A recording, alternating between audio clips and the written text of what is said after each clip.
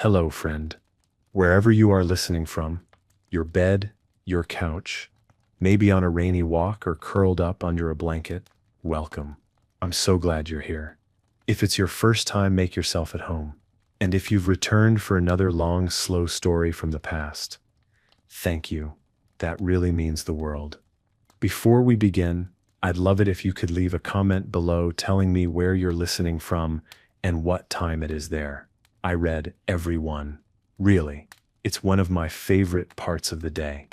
And if you enjoy this kind of storytelling, don't forget to subscribe. I have so many stories I want to share with you. Now, let's drift back, hundreds of years ago, to a world of stone castles and candlelight, to a time when one of the most prestigious jobs in the entire kingdom involved helping the king wipe his bottom. No, truly. Let me introduce you to someone. His name was Sir Alwyn of Cleves, and at the age of 23, Alwyn wore silk robes, sat closer to the king than most nobles, held keys to private royal chambers, and was whispered about in corridors with a strange mix of reverence, envy, and disbelief. But his rise to power had not been forged with sword or land or political cunning. No. Alwyn's job, his sacred duty, was tending to the royal behind.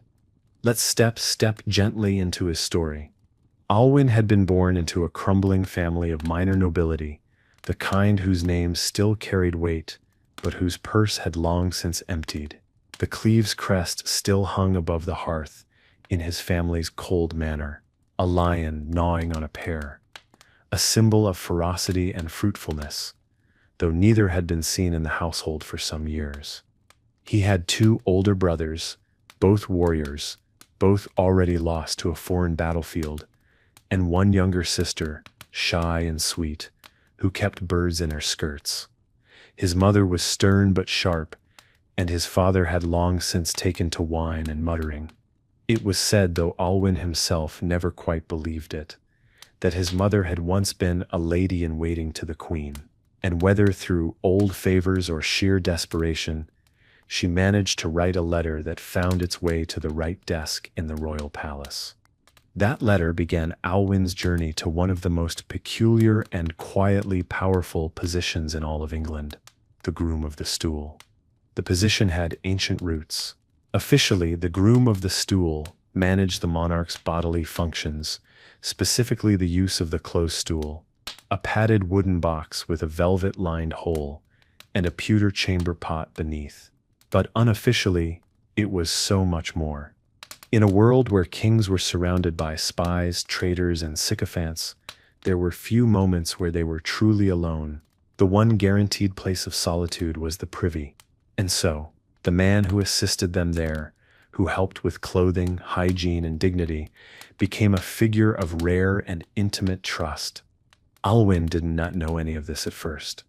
He only knew that he had been summoned to the palace at Westminster, handed a plum-colored robe with silver threading, and instructed by a pale, tight-lipped steward that he was to report to His Majesty's personal attendant of ceremonial functions at once. The title was misleading, so misleading, in fact, that Alwyn didn't realize what was expected of him until he had already bowed before the king, been smiled at, yes, smiled at, and told, "You sev a clean look about you. That sip's good. I detest grease." From that moment, Alwyn's fate was sealed. He spent the first week learning. The first lesson was about the linens. There were three kinds used during the royal evacuation: the coarsely woven cloth, usually linen, the soft woolen layer moistened with rose water, and finally the drying cloth, warmed slightly over a brazier before use. Each had to be folded precisely, placed within reach, and presented with exactly the right timing. Too early, and it would seem presumptuous. Too late, and you'd fluster a monarch. The second lesson was about silence. The king, as it turned out, did not enjoy chatter in the privy, but he occasionally mumbled thoughts, policy ideas, suspicions, or dreams. Alwyn was trained to listen without reacting, to remember without responding. Sometimes these fragments would form the basis of decisions made days later in court. The third lesson was about closeness. It was not just the physical act that bonded the king to his groom of the stool. It was the daily routine, the simple, unguarded moments, every morning that slowly built trust. In a strange and entirely medieval way, Alwyn became the king's confidant. While others bowed in court, Alwyn wiped away both filth and formality. It was not a dirty job. It was a sacred ritual, a moment of absolute vulnerability, dressed in silk and scented cloth. His first actual day on duty was a blur of nerves. The king's chamber was warm, bright with tapestries and filled with the faint scent of lavender and musk. Alwyn stood waiting, holding the folded linens like sacred texts. The king, a man with thick golden hair and a belly like a barrel, greeted him with a grunt. It was an awkward, silent 5 minutes. Afterward, the king stood, turned, and said, "You, Zeb Gentle Hands. I appreciate that." Alwyn, to his horror, bowed instinctively. And so began their strange dance, day after day, week after week. Now it would be easy, too easy to laugh at the role. Many did. Behind Alwyn's back he was called the Lord of the Loo, the Royal Rear Guard, and less printable things. But those who understood court politics knew better. Because the groom of the stool had the king's ear, quite literally. He was present in moments of fatigue and fear, when monarchs let their guards down. He knew who the king suspected, who he trusted, who he despised. He delivered messages, offered comfort, and sometimes quietly advised. Alwyn began to notice that people who once ignored him now bowed slightly in the corridors. Ambassadors gave him gifts. Noble women fluttered fans and whispered his name at court. Even the chancellor, a man old enough to have advised Alwyn Sitt's grandfather, once asked him, "How fares His Majesty this morning?" To which Alwyn replied, "Regular, sir," thankfully. He kept his face solemn. The chancellor did not laugh, but he did not frown either. Still, the job had its tolls. There were days when the king was ill, and the odors were near overwhelming. Days when the monarch was angry, and threw his velvet slippers across the room. Days when Alwyn stood outside the chamber afterward, breathing deeply in the cold air, wondering what path his life had taken. But there were also moments of unexpected grace. One morning, while helping the king dress, Alwyn mentioned quietly that his sister had been unwell.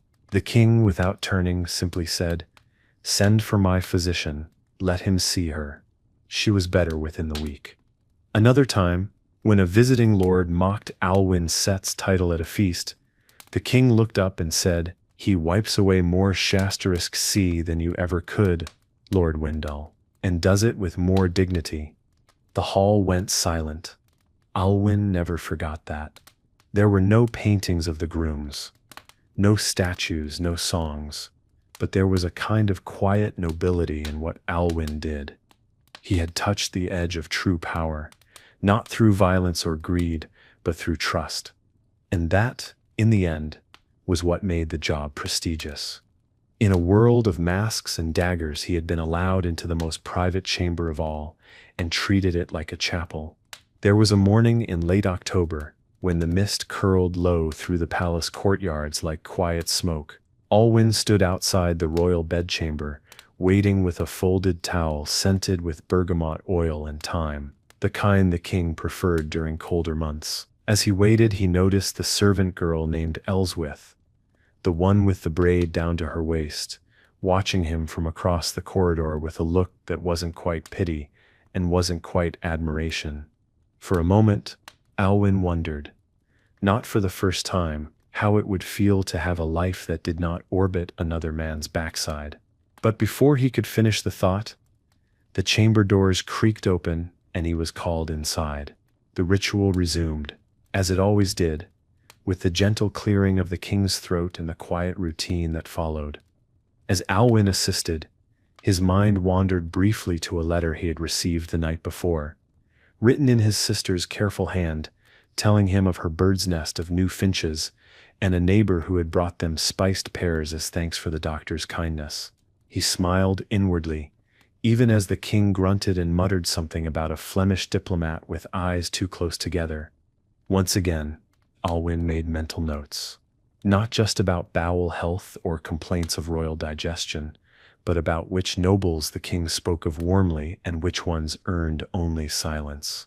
These notes became a private map in Alwyn's mind, one he consulted daily as he moved through the palace halls, invisible but essential, brushed by silks and whispers, and occasionally the rough elbow of a drunken lordling who did not yet understand the strange gravity of Alwyn's position. For though he wore no crown or sword, Alwyn carried power the way one carries water, carefully, silently, knowing that too much attention might cause it to spill. Over time, this power grew, not in spectacle but in depth, for the king began to speak to Alwyn not only of aches and complaints, but of his dreams, literal ones, strange and feverish, like the one about the bridge made of feathers or the orchard of mirrors. Alwyn listened, as always, without comment, but he remembered every detail. Sometimes the king would sigh and say, "You're the only one I can speak to without performance." Alwyn would nod, saying nothing, because he understood that silence could be the most loyal answer of all. So their mornings continued, season after season, through frost and rain, through palace feasts and foreign threats. Alwyn grew older, his hands steadier, his eyes more observant, and over time he began to sense shifts in the court, the way Lady Brielle no longer wore mourning, or the way Lord Hathrick no longer bowed as deeply. These small details built in his mind a tapestry of tension, of alliances forming like frost across a still pond. Though he said nothing, Alwyn's instincts sharpened, until one night long after the castle had quieted, and even the rats scurried in polite silence, a knock came at his chamber door. There stood Sir Oswin, a knight of the inner court, with breath that smelled faintly of cloves and anxiety, who said, "The king is unwell. He's asked for you." Alwyn, already halfway dressed even in sleep, followed him through torchlit corridors and up the back stair to the royal apartments, where the king lay pale and sweating, his eyes unfocused and his voice thin. Alwyn knelt beside him, instinctively reaching for the cloths he had carried every day for years. As he began the ritual, the king grasped his wrist, not harshly but firmly, and whispered, "If I don't wake come morning, there's a letter in my desk drawer. Give it to no one but Brielle." Alwyn nodded, heart pounding, and remained by the king's side until dawn broke and birds began their soft gossip outside the window. When the king finally stirred, weak but conscious, he looked at Alwyn with eyes that held both relief and something else. Perhaps gratitude, perhaps fear. For the first time in years, Alwyn spoke before being spoken to, saying quietly, "You steer not leaving just yet." The king chuckled hoarsely, whispering, "Not while my best man's still wiping my arse." Both men smiled, not because it was truly funny, but because in that moment, the sheer absurdity of all their roles, king, servant, human, fragile, hung between them like the scent of old roses and wood smoke. In the days that followed, Alwyn noticed a change in the king, a new solemnity, a slower speech. Though he still held court and hunted and laughed, something in him had quieted, as if the night illness had pulled aside the curtain of immortality just a crack. Alwyn, who now carried the king's private will in a compartment sewn inside his robe, walked through the palace like a ghost among the living, trusted but unspoken, his presence always just behind the throne, always just outside the door.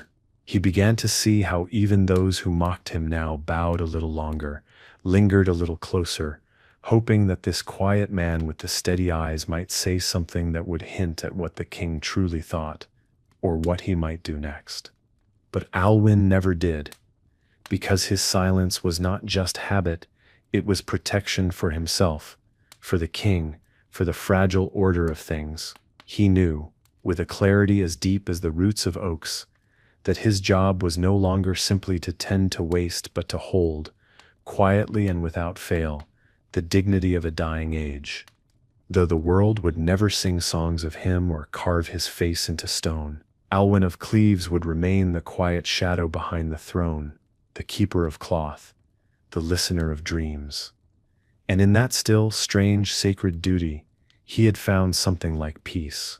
Years passed like candle wax melting, slow and steady along the edge of time, and Alwyn, once a young man with uncertain eyes and a stiff spine, began to carry himself with the kind of stillness that made people pause when he entered a room, not out of fear or admiration, but because his presence reminded them of things they rarely said aloud, of loyalty, and of death, and of the strange, soft bond that forms in the quiet hours between men who must never say how close they truly are.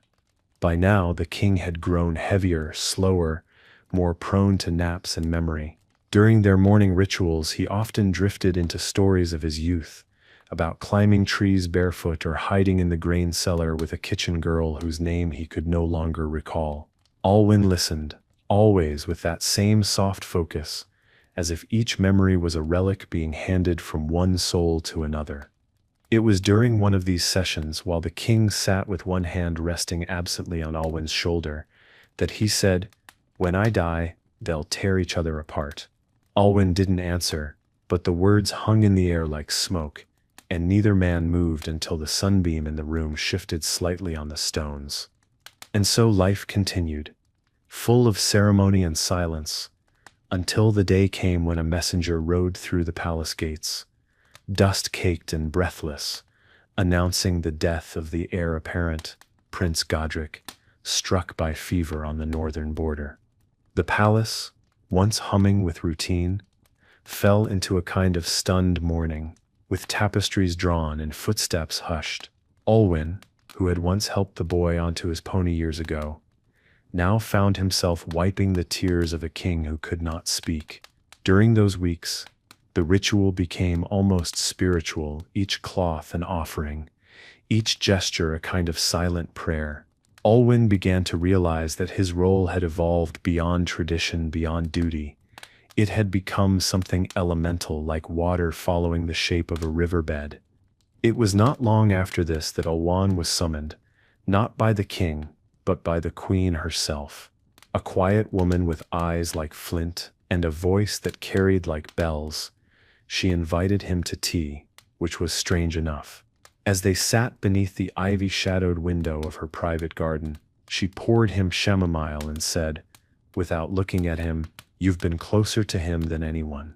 Alwyn, unsure if it was a statement or a question, simply nodded.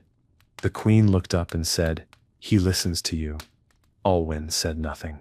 She smiled faintly and added, "One day, if you ever choose to speak, choose carefully." That was the end of it. No further conversation, no request, only the weight of understanding left on the air like the aftertaste of smoke. And so the seasons passed again, and winter came heavy and thick, laying its white hand on the city like a priest giving last rites. During this winter, the king began to cough, a deep, rattling cough that echoed through the stone walls and grew worse each week, until he no longer rose for morning rituals, and instead sent for Alwyn to sit by the bedside, no longer as a servant, but as a kind of witness. They would sit in silence, the fire crackling, the wind groaning through the shutters, and sometimes the king would mutter about regrets, about brothers long buried, about a daughter who had vanished into a marriage across the sea. During one such visit, he handed Alwyn a tiny carved box, no larger than a hand, and said, "When I step am gone, give this to no one but the child of the stars." Alwyn, who had no idea what it meant, simply nodded, because he had learned that kings speak in riddles when death sits at the foot of the bed. Inside the box was only a folded scrap of parchment with a name and a location. Alwyn did not open it again for many years, but he kept it near, sewn into the lining of his cloak like a heartbeat. Eventually the king died, not with trumpets or drama, but in the early morning, with his mouth slightly open and one hand resting on Alwyn's arm. For a moment the entire palace held its breath, as if unsure whether to grieve or fear. It was Alwyn who closed the king's sep's eyes. It was Alwyn who whispered the final blessing. And it was Alwyn who stood alone in the corridor, as the news began to spread like fire through dry grass. The days following the king's death were a strange blend of theater and thunder. Nobles arrived in droves, all wearing dark silks and long faces, pretending sorrow while calculating angles. Alwyn, who had seen these same men laugh too loud at court and mock the crown in private corners, moved among them like smoke, invisible but ever-present. It wasn't until the third morning after the king's death that a young lord, with too much perfume and not enough wit, stopped him in the corridor and asked, "And who are you now?" as if death had stripped Alwyn of title or meaning. Before Alwyn could answer, Lady Brielle appeared, quiet as ever, and said, "He is the man the king trusted when none of you were listening." The young lord turned pale and murmured something about apologies, but Alwyn only inclined his head and kept walking. He had no need for revenge, only memory. The next few weeks passed in a haze of ceremonial cloth, black ribbons, and whispered meetings behind ironwood doors. Alwyn attended them all, not as a guest, not as a noble, but as something else, something older than titles, a remnant of a time before the vultures began to circle. It was during one of these meetings, while sitting silently beside the queen, that he first noticed the man who called himself Aelric, a supposed cousin from the western shires, whose accent was just a little too polished, and whose eyes lingered a little too long on the throne's empty seat. Alwyn filed the name away in his mind, beside others who had emerged from the shadows like moths to a flame, now that the king's protection was gone. And though he said nothing, Alwyn began to watch, and listening became his second breath. It was in the garden, under the old stone arch where the lavender grew thick and wild, that he first saw the girl who would later become the flame that reignited the dying legacy of the crown. Her name was Ellen, daughter of a sailor, orphaned by plague, raised by monks, and somehow brought into the palace household as a seamstress's apprentice. She was no more than 16, with eyes that seemed to swallow everything they looked at. Though Alwyn did not speak to her that first day, he noticed how she moved, quiet, deliberate, observant. Something in him stirred, not with desire.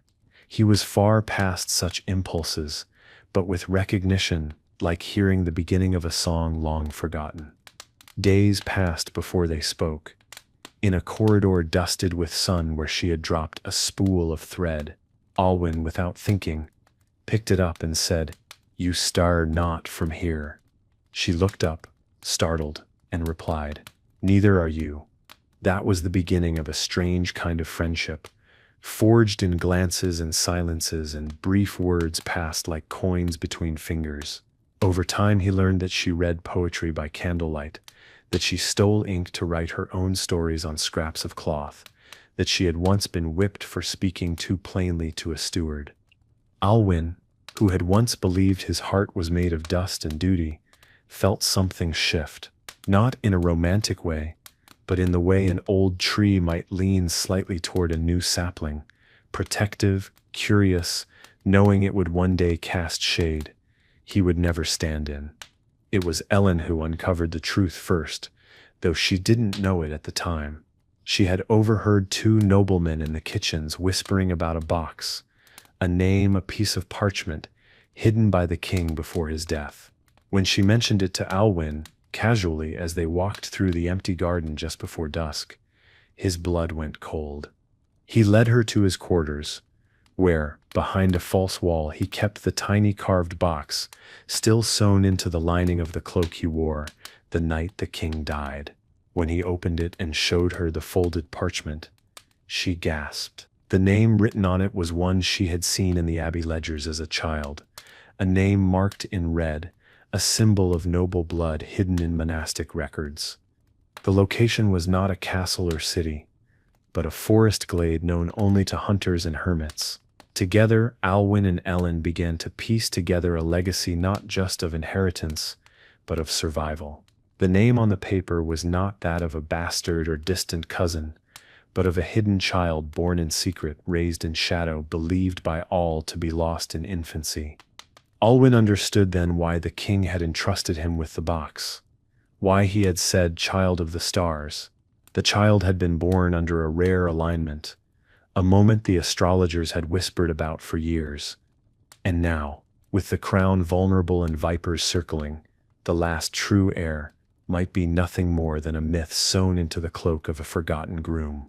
They planned in secret, using old servant passages and the silent language of linen signs. 2 towels folded meant danger, 3 hanging dry meant safe to meet.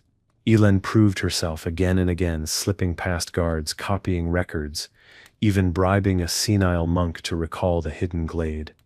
Alwyn, for the first time since the king's death, felt purpose rising in him like fire through old coals. They moved carefully, trusting no one, not even the queen, whose sorrow had deepened into stone. One night, under the cover of a false hunt organized by Lord Aelric, who now held the ear of the Regency Council, they slipped away from the palace with nothing but a bundle of maps, a horse, and the box. As they rode through the mist-laden woods toward the glade, Alwyn whispered a prayer he hadn't spoken in decades, not to saints or kings, but to the spirit of the man he had served, hoping that the trust placed in his hands had not been misplaced. They reached the glade at dawn, when the fog was still thick, and the trees stood like silent witnesses.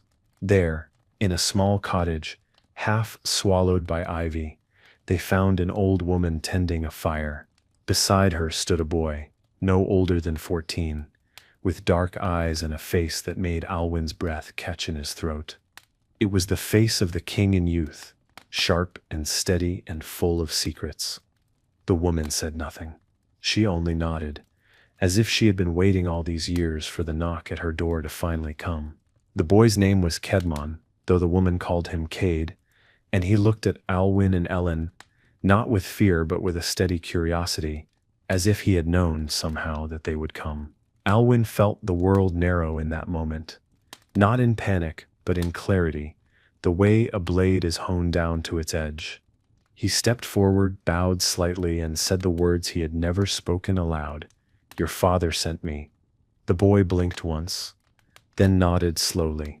The woman, Sister Herla, a former healer who had once served at court before vanishing into the woods, invited them inside, where the fire crackled and the air smelled of elderberry and clay. Over the next few hours, stories unfolded like old maps, tales of a queen who gave birth in silence, of a child passed to a trusted midwife on a stormy night, of a secret known only to 3 souls, now reduced to 2. Cade listened, calm and unmoving, until at last he asked Alwyn, "Am I to wear the crown?" Alwyn, who had seen what the crown did to even the strongest men, shook his head and said, "You are to decide if it deserves to be worn." The boy seemed to accept this, not as a command, but as an inheritance.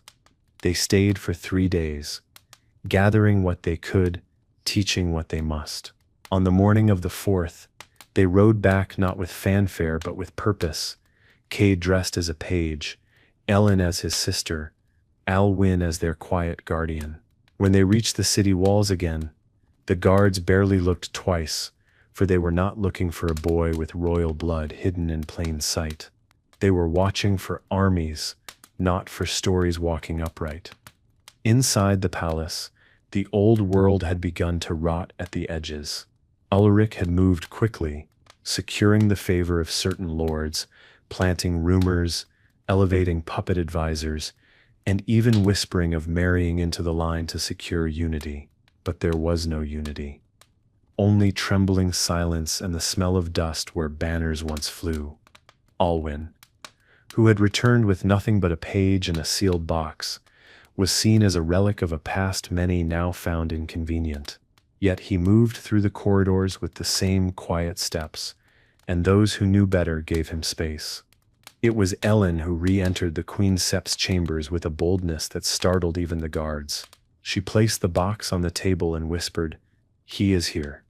The Queen, who had not smiled in a season, lifted the lid, unfolded the parchment, and closed her eyes for a long moment. When she opened them again, they were wet with something fiercer than grief. Relief, perhaps, or the aching echo of a choice she had once made in silence and pain. She did not summon the council, not yet, but instead asked to meet the boy alone. When she did, when Cade stepped into her room and looked her in the eye without flinching, she reached forward, touched his cheek, and said nothing. Cade said only, "I was told you were kind," and in that stillness, something ancient was repaired, not with ceremony or crowns but with truth. The months that followed were careful ones, full of planning and watching, and quiet threads being woven behind closed doors. Alwyn played no overt part in the politics, but he guided the rhythms behind them, arranging meetings between the Queen and wavering lords, slipping sealed messages to knights whose loyalty had once been uncertain. All the while, Cade was trained, not in war, not yet, but in speech, in history, in the faces of his people. And Ellen, who had once been a girl in the shadows, now stood beside him like a lantern, steady and sharp. It was she who suggested the boy tour the outer villages under the guise of royal envoy, to be seen, to be remembered, to plant the idea, not with proclamations but with presence. So Cade traveled with Alwyn and Ellen, and a handful of trusted guards, passing through towns still half mourning the king. He listened to the people, asked questions, sat at rough tables, and ate bread that was more salt than grain. Each night by firelight, Alwyn told him stories, not of heroes but of mistakes, of kings who forgot they were men. Cade listened, sometimes asking questions, sometimes just watching the flames, until finally one night, after hearing of a king who had burned his own library to silence a prophecy, he asked, "Would you follow me if I chose not to claim it?" Alwyn looked at him for a long time before replying, "I have already followed you here." And that was enough. It was during the spring thaw that Lord Elric made his move, declaring that the crown must not sit idle, that the realm needed a hand upon the wheel. He marched into the throne room with 40 armed men and a forged decree naming him protector of the realm. What he had not counted on was the Queen, who met him not with anger, but with silence. Nor had he expected the door to open behind him to reveal Cade, not dressed as a page, but in simple royal colors, flanked not by guards, but by commoners, men and women from the villages he had visited, each bearing witness. When Cade spoke, it was not with the voice of a claimant, but of a child raised in truth. He said, "I do not want to rule by birth, but by trust."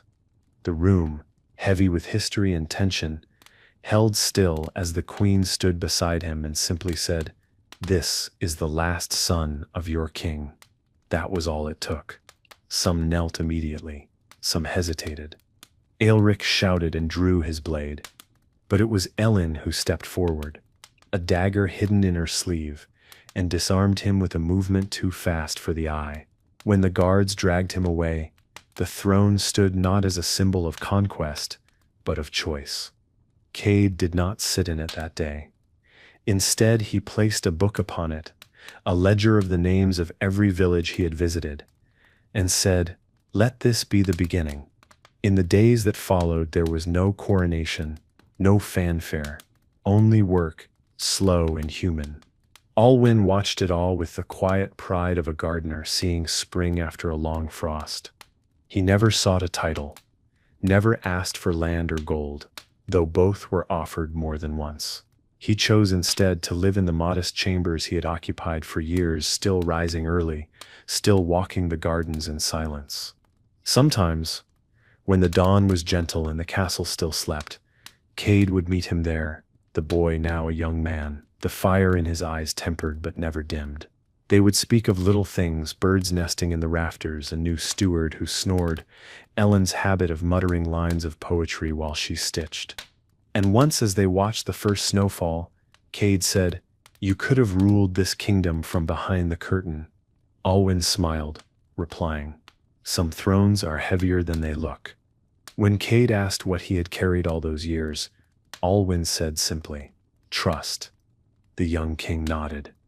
"Then that sip's what I will carry too."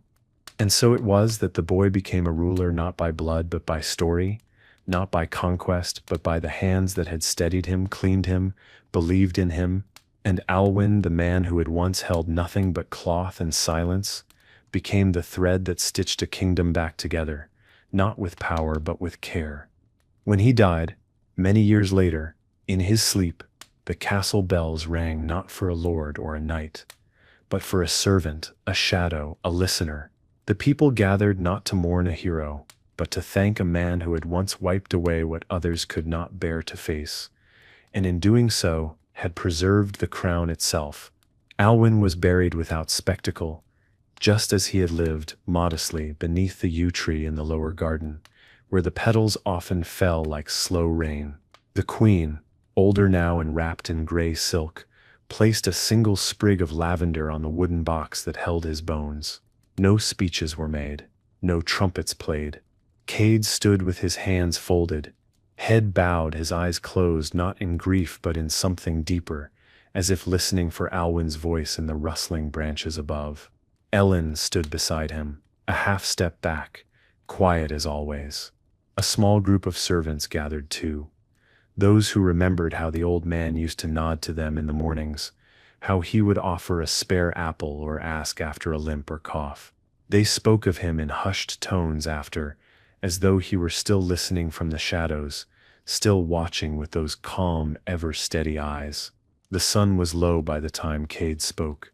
"He taught me that silence is a kind of strength," he said. "He never asked to be remembered, so we will remember him by continuing what he stood for. Steady hands, clean hearts, quiet service." And with that, they left him there, under the yew, as dusk folded gently over the garden, and a soft breeze stirred the petals once more. Weeks passed. The castle shifted with the rhythm of a new reign. Cade moved into his role like someone slipping into a cloak he'd been wearing in dreams. Not heavy, not loud, just steady. The court changed too. Gone were the endless feasts and hollow displays. In their place came open meetings, letters from villages posted in the main hall, a warmth that grew like moss, slow, soft, and patient. Ellen became his advisor, his voice in matters where the world still expected a sword. She kept a candle lit in the tower room where they had first unfolded the old parchment. Sometimes, when the wind was right, she claimed she could still smell bergamot and old ink. Cade laughed the first time she said that, but the next evening he paused in the tower doorway, closed his eyes, and breathed deep. "I think I smell it too," he whispered. Ellen said nothing, just nodded, and in the silence that followed neither needed to say his name. Down in the village below, few knew the full story. They only knew that a boy king had risen after the coldest winter, that his rule was quiet but sure, that the taxes had lessened, the roads had improved, and the queen had begun visiting markets with no guard but a single woman in gray. They spoke of the one who trained the king, a man of no title, now resting beneath a tree that bloomed in all seasons. Children played near his grave, unaware of the weight the ground held. Birds nested in the branches above, and the yew, it was said, grew straighter than any other tree in the garden. Some whispered that he had been a wizard. Others claimed he was a ghost. But those who knew the truth said only this: he was the one the king trusted most. One night, years later, Cade sat alone in the old royal library. He held a book in his lap, one of the older ones, leather-bound, with pressed flowers marking certain pages. It had been Alwyn's, found tucked behind a row of forgotten ledgers. Inside the cover, in neat, almost too tidy script, was written, "For when the world gets too loud." Cade ran his hand over the inscription. He thought of the early mornings, The long rides, the quiet glances across cold halls. He thought of the cloths, the silences, the low laughter by the fire, and he wept, not loudly, not long, just a single moment of rain in the middle of calm. Then he closed the book and whispered, "You were the best of us." And somewhere beyond the stone walls in the candlelight, the wind answered with a soft sigh through the yew branches, as if in reply.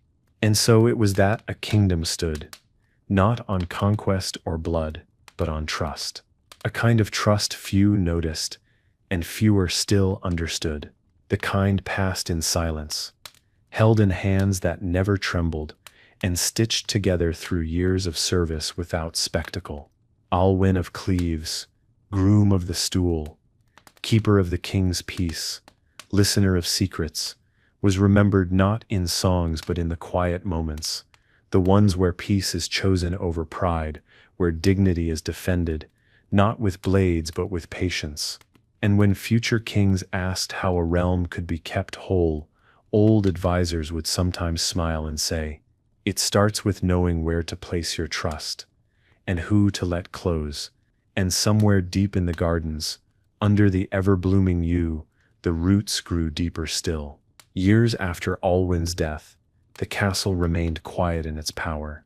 Cade ruled with the same patience that had marked his rise, never rushing the wheel, never chasing glory. He often walked the halls alone, pausing to touch the worn edges of old stone, listening for the stories it might hold. He kept no portraits in his chamber, no busts of past kings, save one small sketch in a frame of dark wood.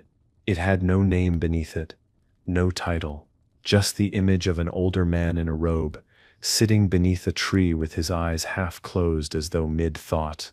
Most visitors passed it without comment, but the queen would sometimes pause there, placing her fingers lightly on the frame before moving on.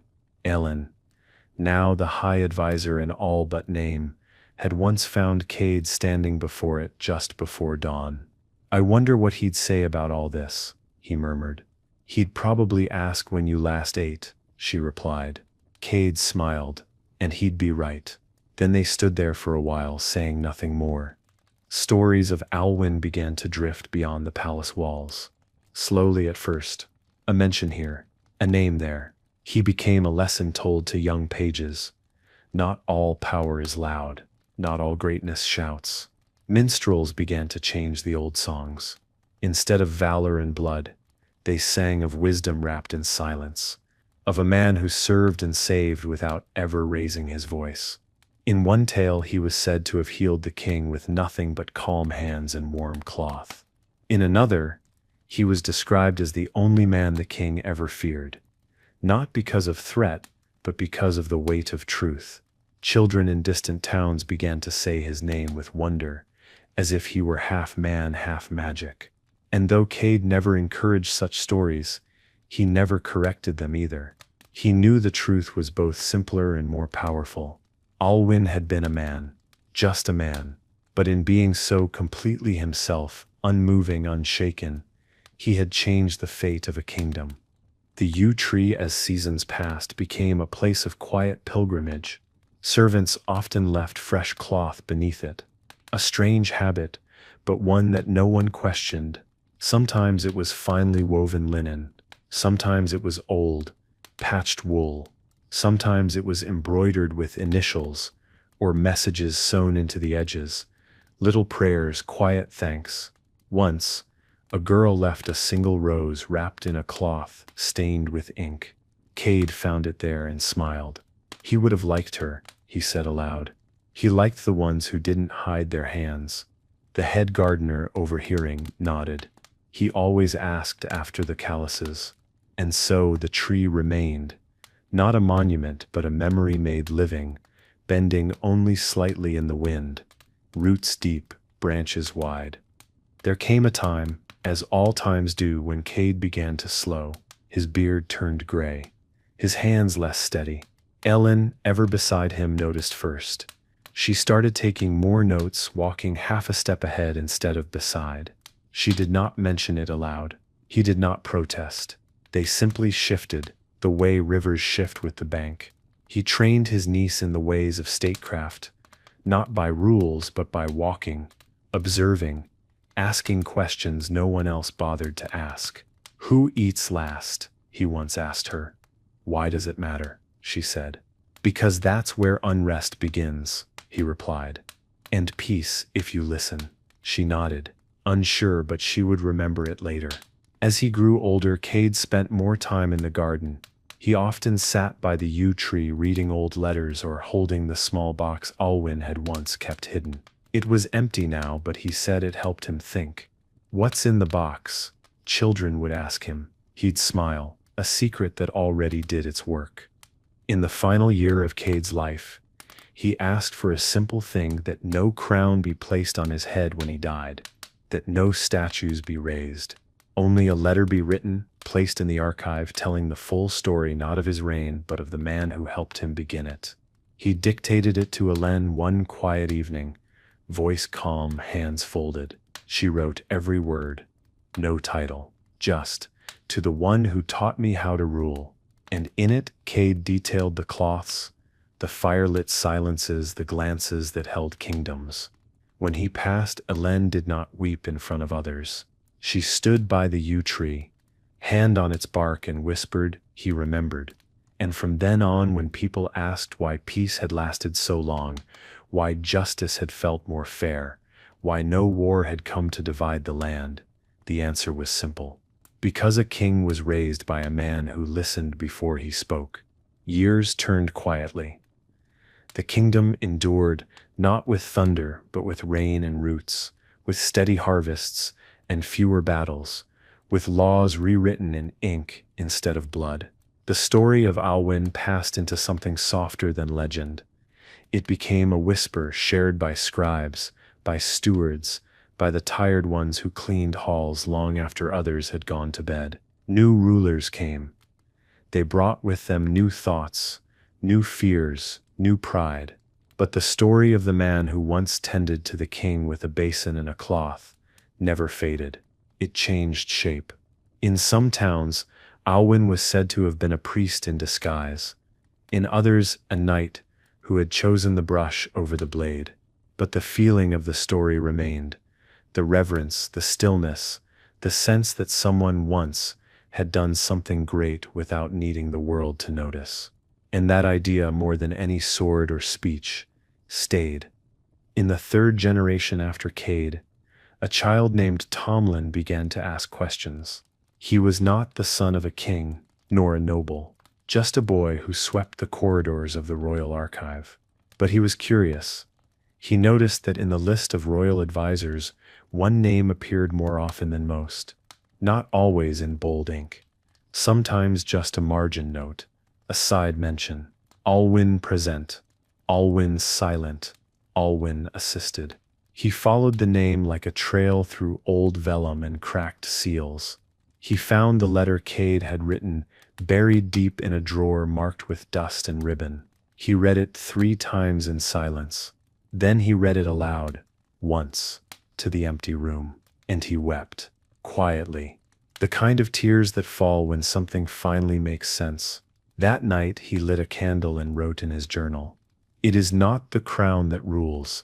It is the hand beside it." And the next morning he began to ask why Alwyn's story was not taught in the schools. No one had a good answer. Over the next year, Tomlin gathered what he could: letters, testimonies, fragments. He pieced them together like a patchwork quilt of quiet deeds and private moments. He spoke to the great-granddaughter of Hélène, who still lived by the old garden, tending herbs and humming songs no one else remembered. He sat beneath the yew tree, now tall enough to cast its own chapel of shade, and he wrote. Not a biography, not a saga, just a telling, simple, honest, named only the listener. It spread faster than he expected, first among servants, then among scribes, then among scholars who argued over details but wept anyway. A traveling poet turned it into verse.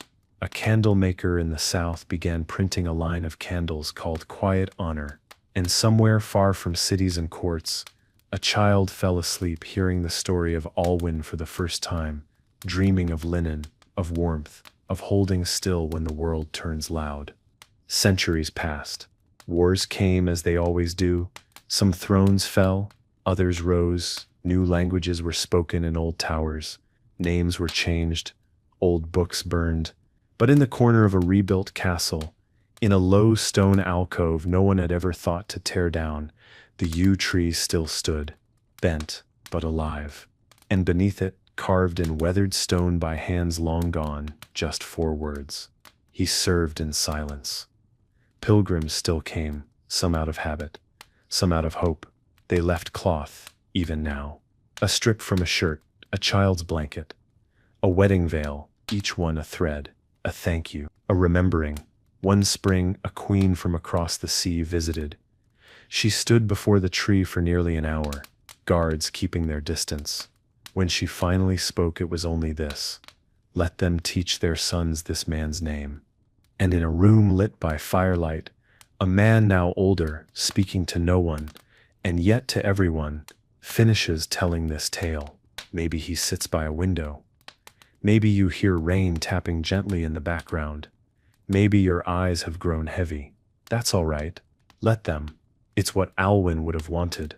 Not applause, not questions, just rest. The kind that comes when you've done what you could, when you've helped quietly, when your hands held more than anyone knew. Thank you for listening, wherever you are. Whether this is your first time here or you've come back again. I hope you feel a little more peace now. If you do, I'd love it if you left a comment below. Let me know where you're listening from and what time it is there. Maybe subscribe if you'd like to hear more stories like this. And for now, may your night be long, may your dreams be kind, and may you always find comfort in the quiet things. Long after Alwyn's story had turned from truth to tale, there lived a boy named Eric. He was 12. When he first heard the name whispered in the scriptorium, where he worked dusting scrolls and grinding ink for the palace scribes. His hands were always stained black at the fingertips, and his eyes carried the sort of calm curiosity that made older men pause before dismissing him. Eric was not noble, nor destined for greatness. He was simply precise. He remembered what others forgot. He listened more than he spoke. And so when a tired old scribe muttered one afternoon, "We could use an Alwyn again," the words hooked into Eric's mind and would not leave. That evening he asked the librarian who Alwyn was. The man only smiled and said, "Ah, a story worth knowing." And so he handed Eric a small bound copy of The Listener, its corners frayed from years of quiet hands turning its pages. Eric read it by firelight that night, lips moving silently with each line, his breath growing slower, his eyes softer with every page. When he finished, he sat for a long while, hands folded over the cover, and in that stillness, something planted itself deep in his chest, a quiet seed, not ambition, not even purpose, just direction. The next morning, Eric began rising earlier. He cleaned not only the scriptorium, but the adjacent hall. He started folding the linens brought to the writing desks. He began taking notes, tiny, sharp, useful things. Which scribes coughed more in the cold? Which ones squinted at the texts? Which ones needed a nudge of honey in their tea to speak clearly? And no one asked him to do this. But after a few weeks they stopped asking why. Instead they began to rely on him. First in small ways, then in ways that mattered. And when the palace was visited by a delegation from the western reaches, it was Eric who remembered that the lead translator was hard of hearing in one ear and always stood to the left of the speaker. He quietly arranged the chairs. No one noticed, but the entire meeting passed without confusion. And that night the chief archivist, an old man named Grevin, asked Eric where he had learned to think like that. Eric replied only, "I listened." Grevin nodded slowly. That's how it began before, with the other one, with Alwyn. Years passed. Eric grew. He stayed small in stature, but there was something about him that made people lower their voices when speaking to him. Not fear, just awareness. He didn't dress richly. He wore a simple cloak and always kept his quills tucked neatly into a leather pouch. He never interrupted, and yet people began to ask him things. Nobles, advisors, even the steward. They'd lean in and say, "Do you remember what was said in that meeting? Or what did the envoy really mean by that?" And Eric always had an answer, measured, clear, unthreatening. But true, Grevin, growing frail with age, began calling him my quiet compass. And one day, unceremoniously, he handed Eric a worn brass key. "This is the archive within the archive," he said. "Only the listener may carry it." Eric said nothing. He only bowed, tucked the key into his pouch, and returned to his work. But that night, when all the lamps were low and the stars pressed gently against the tall windows, he sat in front of the old carved box that once held Alwyn's letter and whispered, "I'll do it right." The monarch at the time, a queen named Adrena, was sharp and weary.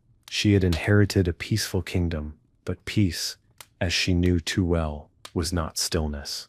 It was balance, and balance required attention. She was surrounded by advisors, each pulling her toward trade, toward alliances, toward expansion. But she sensed the currents underneath, rumors in the outer provinces, shifting loyalties, a merchant class growing louder than the old guard. She needed clarity, but not another voice. One evening, after a particularly tense council session, she stayed behind in the chamber long after the others had gone. Eric, cleaning ink pots, did not look up when she spoke. "They all speak so loudly," she said. Eric didn't respond. She continued, almost to herself. "And yet I always feel most certain when you don't say anything." Only then did he look up. "Certainty isn't in volume, Majesty. It's in the pause before the answer." She tilted her head, studying him. "What should I do then?" He hesitated, then said, "Listen more. Decide less quickly. Let silence make the noise uncomfortable. That's when truth starts to fall out." And for the first time in many days she smiled. Eric never took a title. He declined the Queen's offer to be named Counselor of Tongues. He said the words were too heavy. Instead, he asked only to be listed in the records as Attendant of the Margins. It made some laugh. But over time that title became one of deep respect. He began to train others not with lectures, but by inviting them into his rhythm. He taught them to observe without reacting, to write not just what was said, but how it was said. He spoke often of Alwyn, always starting with the same line. He wiped a king clean, and in doing so wiped clean what the court could not. And as he aged, Eric found his steps slowing, but his eyes stayed sharp. He spent more time in the garden, where the yew tree still stood. He'd sit beneath it with parchment in his lap, and when children passed he'd smile and say, "Want to hear a story?" And many did. Not because the stories were loud, but because the quiet in them lasted long after they were told. Eric's last years were as gentle as his voice had always been. He did not grow bitter, nor did he cling to relevance. Instead, he became a part of the palace the same way old stone does, unmoving, reliable, often passed by, but never unnoticed by those who pay attention. Queen Adrena visited him often, not with questions, but with stories.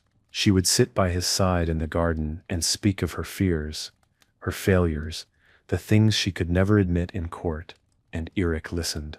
Always. Sometimes he gave no reply. Sometimes he would say only, "That part of the road is narrow, but it's still a road." When he passed, it was in that same garden, under the same yew, his fingers still curled around a half-written letter to a young apprentice. He had been writing, "Speak second, hear first, always." The queen wept at his burial, not as a monarch, but as a woman who had found truth in the silences between words. And as she placed her hand on the old bark of the tree, she whispered, "Another listener returns to the earth."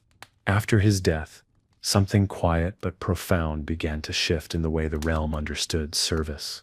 For a time, all palace attendants were taught about Alwyn and Eric, not in legend, but in practical teaching. They studied the art of stillness, of memory, of posture. One tutor began every lesson with a moment of silence. This, she would say, is where most power begins. Outside the palace, artists began including small figures in the edges of grand paintings, an attendant holding a cloth, a figure listening in a corner never named, but those who knew understood. A playwright once penned a piece called The One Who Stood Nearby, and though the play was meant as fiction, audience members left speaking in hushed tones, some even weeping, struck by how deeply they recognized the presence of someone they had never noticed before.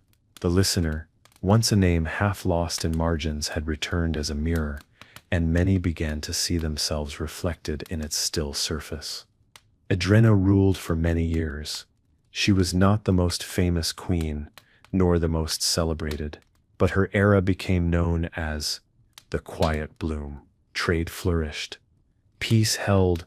Disputes were handled with conversation before steel.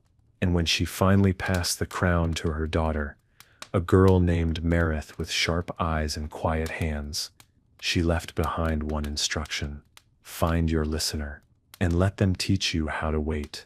Marith, young and unsure, began her reign not with fanfare but with a long pause at her coronation. Just 5 seconds. But it was enough to stir whispers, enough to shift attention, enough to show that she had heard her mother's wisdom. And weeks later she called for a steward who had never spoken in court, a boy who had held the queen's cloak during state processions. He had a soft stammer, he flushed easily, but he noticed everything, and so began the line anew. In the archives, the record of listeners was started, an unadorned book, bound in plain leather, kept without decoration in a box carved from the same tree that stood in the garden. It listed no titles, only names and the dates they first stepped into their quiet role. Alwyn, Eric, then others, one by one. Some served kings, some served cooks, some never served a ruler at all but changed their corners of the world with presence alone. The book was updated without ceremony. Quiet hands wrote each line. A single candle always burned beside it. The wax was never allowed to harden fully, to remind those who kept it that stories, like wax, are shaped only when soft. A visitor once asked to read the entire book. She spent 3 days in the archive. When she emerged, she said nothing, only placed a hand over her heart and bowed, not to the scribes, but to the book itself. And so the legacy continued, not in kings or victories, but in how people treated each other, in how they paused before speaking, in how cloth was folded with care, in how silence was held as a gift, not a void. The listener was not a role anymore. It was a way of being, of seeing, of serving. Parents told their children bedtime stories not of warriors, but of those who stayed through storms and never asked to be seen. And some of those children grew into queens, some into farmers, some into nothing history would remember, but each in their own way carried forward the thread that Alwyn once held, trembling slightly, all those years ago, in a chamber lit by fire, beside a king no one else dared to truly know. And even now, as the world turns and noise grows, there are still those who sit at the edge of the room, who see what others miss, who choose the quiet thing, and in doing so hold the shape of everything. In a small town far from the palace, tucked between rolling hills and old stone bridges, there lived a girl named Lena. She was the miller's daughter, known for carrying more silence than flour. And though she said little, everyone knew she heard everything. Lena's mother often said, "That one's ears are bigger than her voice," and it wasn't wrong. At 8, she once stopped a merchant from cheating her father by simply clearing her throat. At 10, she calmed an argument between 2 feuding elders with a single sentence: "You're both sad, not angry." And by 12, she had found a rhythm to her days: rise early, feed the chickens, sweep the mill, help her mother grind, and in the evenings sit by the stream with her feet in the water, listening to the trees, the sky, and the world inside her own chest. No one taught her to be this way. No one had to. But in the town's tiny schoolhouse, the traveling teacher once read aloud from the listener, and Lena's eyes didn't leave the page for a full hour. She took no notes, asked no questions, but afterward she folded a scrap of linen and tucked it into the cover of her notebook. "It's so I remember to be soft," she said. The seasons turned. Lena grew. She remained quiet, but her presence gained weight. When someone was sick, she arrived with tea before being asked. When someone passed, she helped dress the body with gentle fingers. She was not considered a leader, but decisions often waited until she'd nodded. And when storms broke fences or lightning struck the chapel roof, she organized the repairs not with commands but with presence. People followed her example, not her voice. One autumn, a magistrate from the capital passed through and stayed the night at the town inn. He watched how the townspeople deferred to a girl with no title and asked the innkeeper who she was. The answer was simple: "She listens, so we follow." The magistrate said nothing, but when he returned to the city, he added a note to his travel report: "Milltown, orderly, ungoverned by force. One listener, no badge, no further comment." Lena received an invitation a year later, not formal, just a note sealed with green wax and tucked into a flour sack delivered from the Eastern Post. "You are remembered. Come, if you choose. No name, no demand." She showed it to no one, but 3 mornings later, she packed a single bag and left her mother a folded cloth on the table. Sewn into the hem were 4 words: "I'll be back gently." She walked to the capital, took 3 days. She slept under trees, shared bread with strangers, watched the stars move like quiet dancers. When she arrived, she didn't go straight to the palace. She sat in the gardens for nearly an hour, near a bench carved with the names of old servants, and only then entered through the servants' gate. She was met not by a steward, but by a boy not much older than herself, who said only, "You're late. We've waited years." Then he smiled, and the sound of the city faded into something slower, something kinder. Inside, she was not tested, not questioned, not measured. Instead, she was handed a quill, a blank page, and a seat beside an old woman who had once advised Queen Mareth's son. For 2 weeks, Lena observed everything. She spoke only when asked. She wrote notes others hadn't thought to write, who paused before speaking, whose hands trembled, who looked at the door before answering. And quietly her presence began to shift the air. The staff began leaving water pitchers closer to the heat-leaning scribes. Meetings started ending 5 minutes earlier. The Queen, curious, invited Lena to sit in on a private conversation with a restless provincial leader. Lena said only one thing during the entire exchange: "He feels unheard." The Queen replied, "I said nothing but praise." Lena answered, "It wasn't praise he needed, it was a mirror." The Queen said nothing, but invited her back the next day, and the next, until Lena became a shadow in every room where truth was needed more than power. Outside the palace, rumors stirred of a new listener. Some said she could read your soul by how you sipped tea. Others said she had wings and floated through the halls unseen. Lena never corrected any of it. She continued her work quietly, folding cloths for injured knights, memorizing birth dates of cooks and tailors, writing letters for those who could not. And one evening, as she sat under the yew tree, now old and hollowed at the center, a child wandered up to her and asked, "Are you the one who listens?" She didn't answer right away. Then she smiled and said, "Only when someone speaks." The child thought for a while, then sat down beside her, leaning against her shoulder. They said nothing more. But Lena's hand rested on the child's back, steady and warm, and the stars began to rise slowly behind them, soft as breath. Lena stayed at the palace, but never lived in the upper chambers. She chose a small room near the kitchens, with a window that faced the old bell tower. She liked the sound of the bell, not for its chime, but for the silence that followed it. She furnished her room with only what she needed: a bed, a small table, a basin, and a wooden box for letters. Her only decoration was a dried branch from the yew tree, which she hung on the wall above her writing desk. She never closed the door fully, and often those in need would find their way to her without knowing quite why. A stable boy who couldn't sleep, a laundress who had lost her sister, a cook who couldn't stop shaking before every meal served to the queen. Lena never offered solutions. She offered space. And in that space, people found themselves. One steward called her the palace's quiet hearth. Another said she was the thread between all the rooms.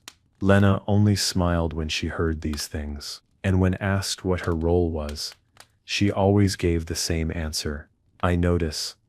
There came a winter unlike any before.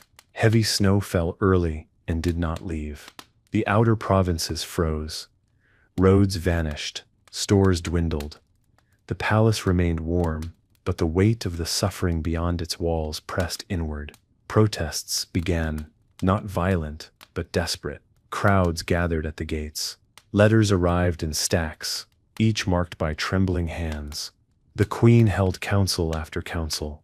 Advisors argued. Plans collapsed. One night, the queen walked alone to Lena's room. She didn't knock. Lena was already waiting, 2 cups of hot broth ready on the table. They sat without words. Steam curled in the air between them. At last the queen whispered, I can't fix this.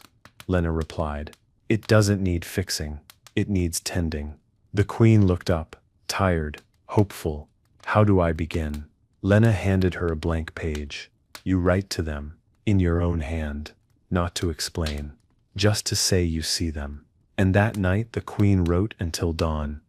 The letters were delivered by foot, carried by guards dressed in plain clothes. Each was sealed in soft paper, not wax.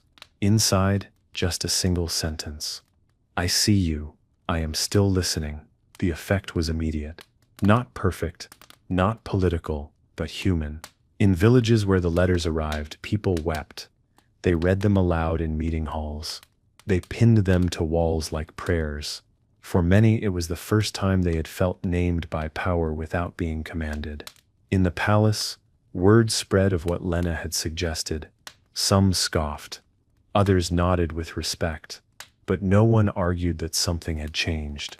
The queen called it a turning of the wheel. Lena called it recognition. And weeks later, when the weather broke and food caravans finally arrived, it was not seen as victory, but as return.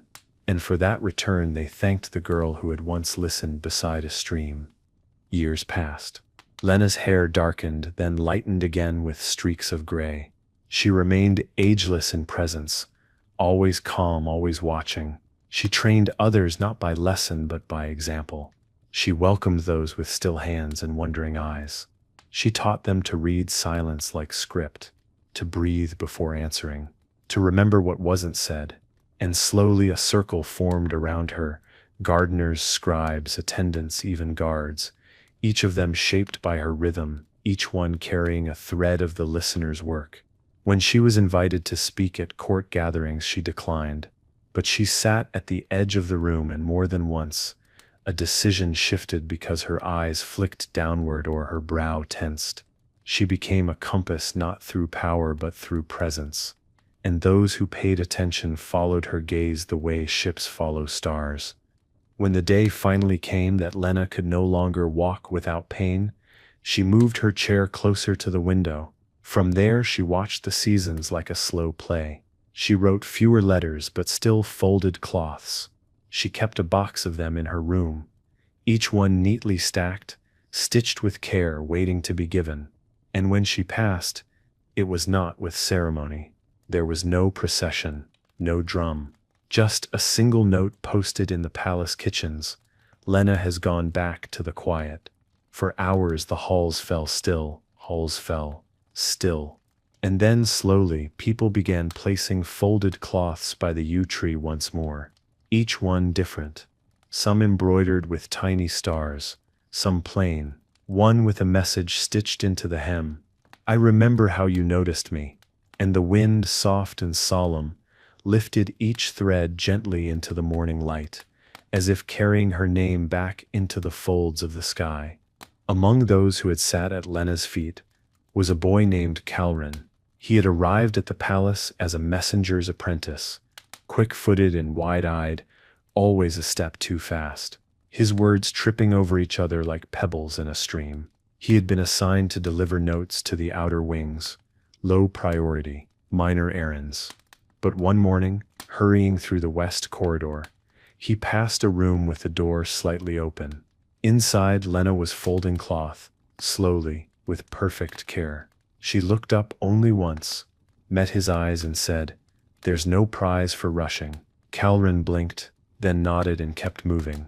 But he came back the next day, and the next. At first he stood outside the door listening. Then one day she waved him in, said nothing, just handed him a cloth, and showed him how to fold it. It was awkward at first, but over time he learned how to breathe, how to listen, how to place his hands gently on the things others forgot to notice. Calrin began watching the palace in new ways. He noticed which guards had limps, and which cooks used the same knife no matter the task. He stopped by the library when no one asked him to. He began carrying 2 extra handkerchiefs, one for himself, one for someone who might need it. He didn't speak much, but when he did, people listened. Lena began calling him her soft echo.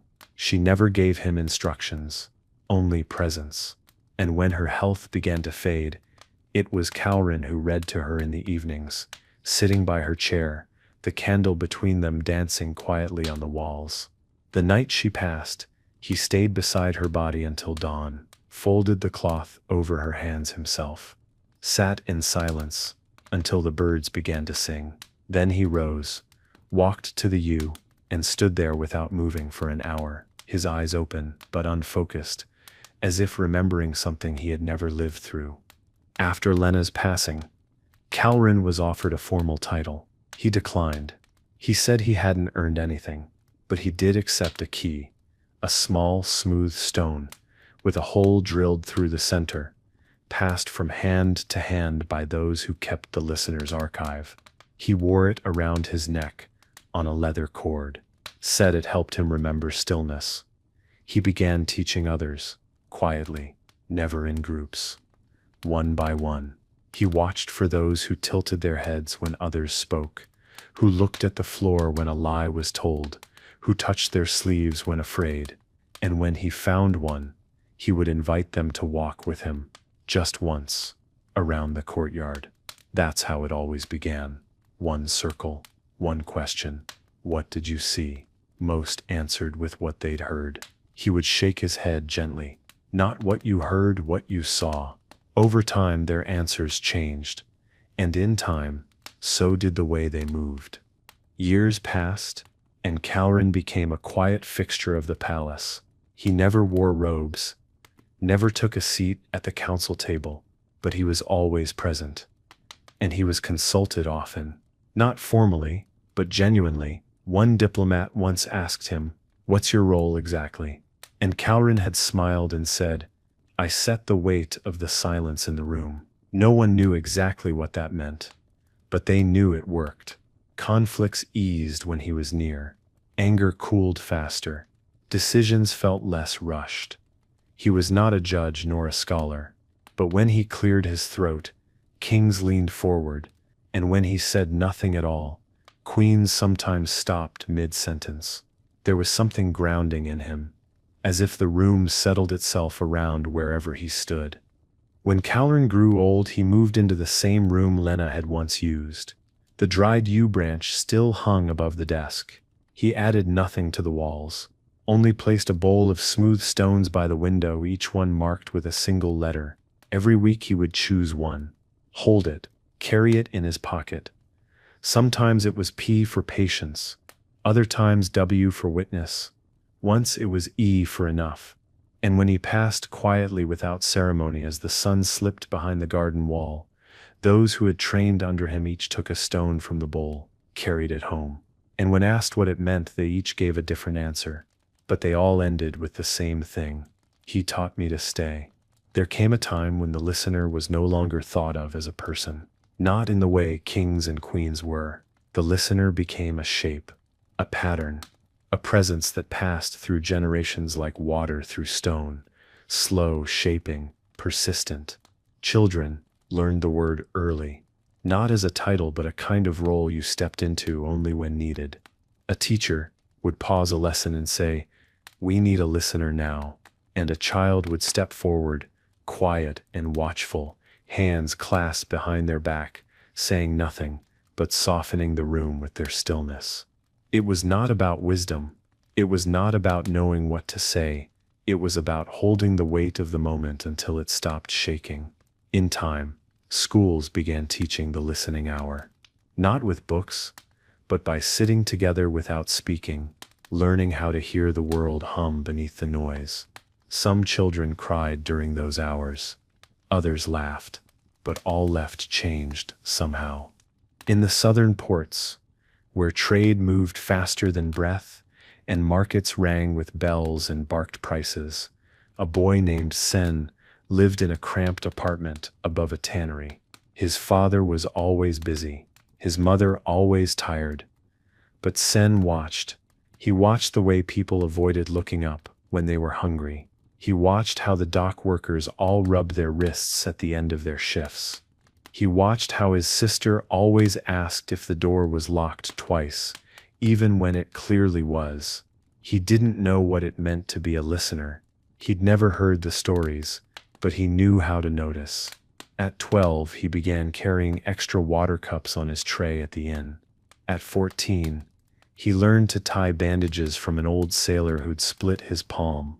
At 15, he stopped a brawl between merchants not by stepping in, but by stepping between, arms open, eyes calm, until both men simply deflated like sails without wind. One winter, a traveler passed through the inn. She was quiet, older, wearing a cloak the color of ash. She watched Sen move from table to table. She said nothing until the third night, when she left a folded cloth on the counter. Inside was a single line stitched in gray thread. "You see what others won't." Sen held the cloth in his hands a long time.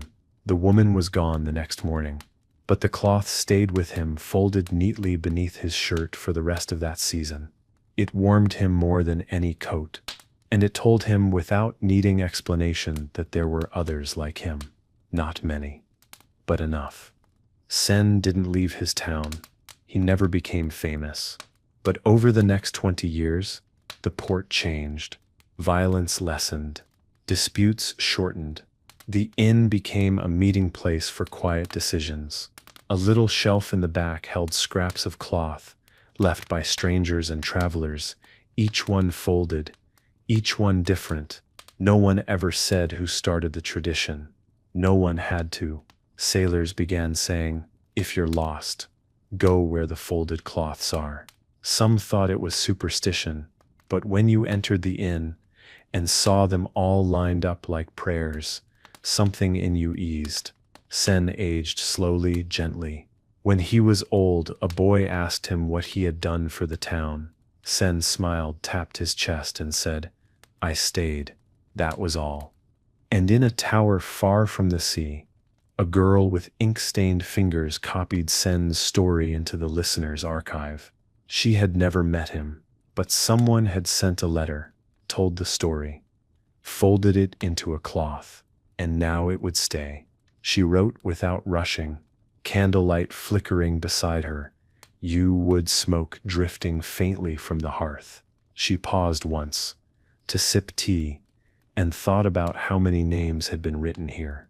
How many never would be, and how all of them, every listener, named or nameless, carried the same sound inside.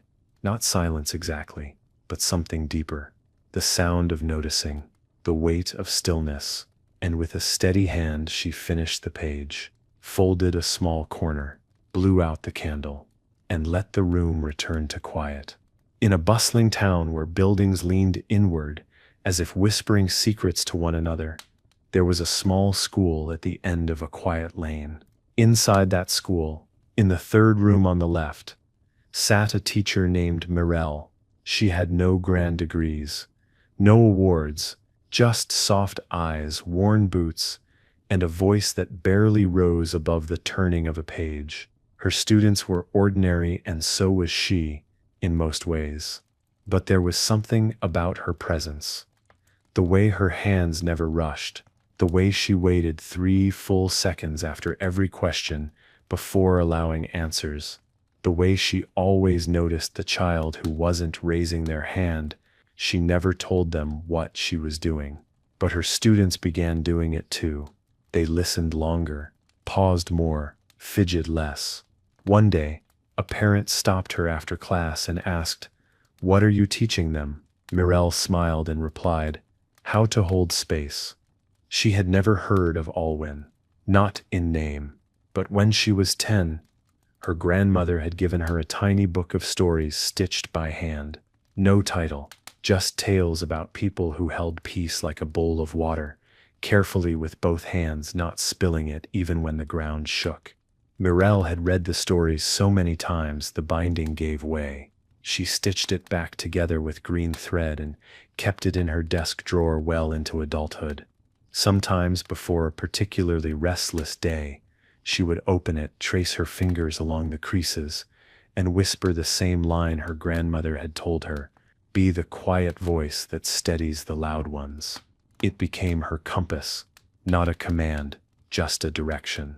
And over the years she became known not as the best teacher but as the one you remember when things fall apart.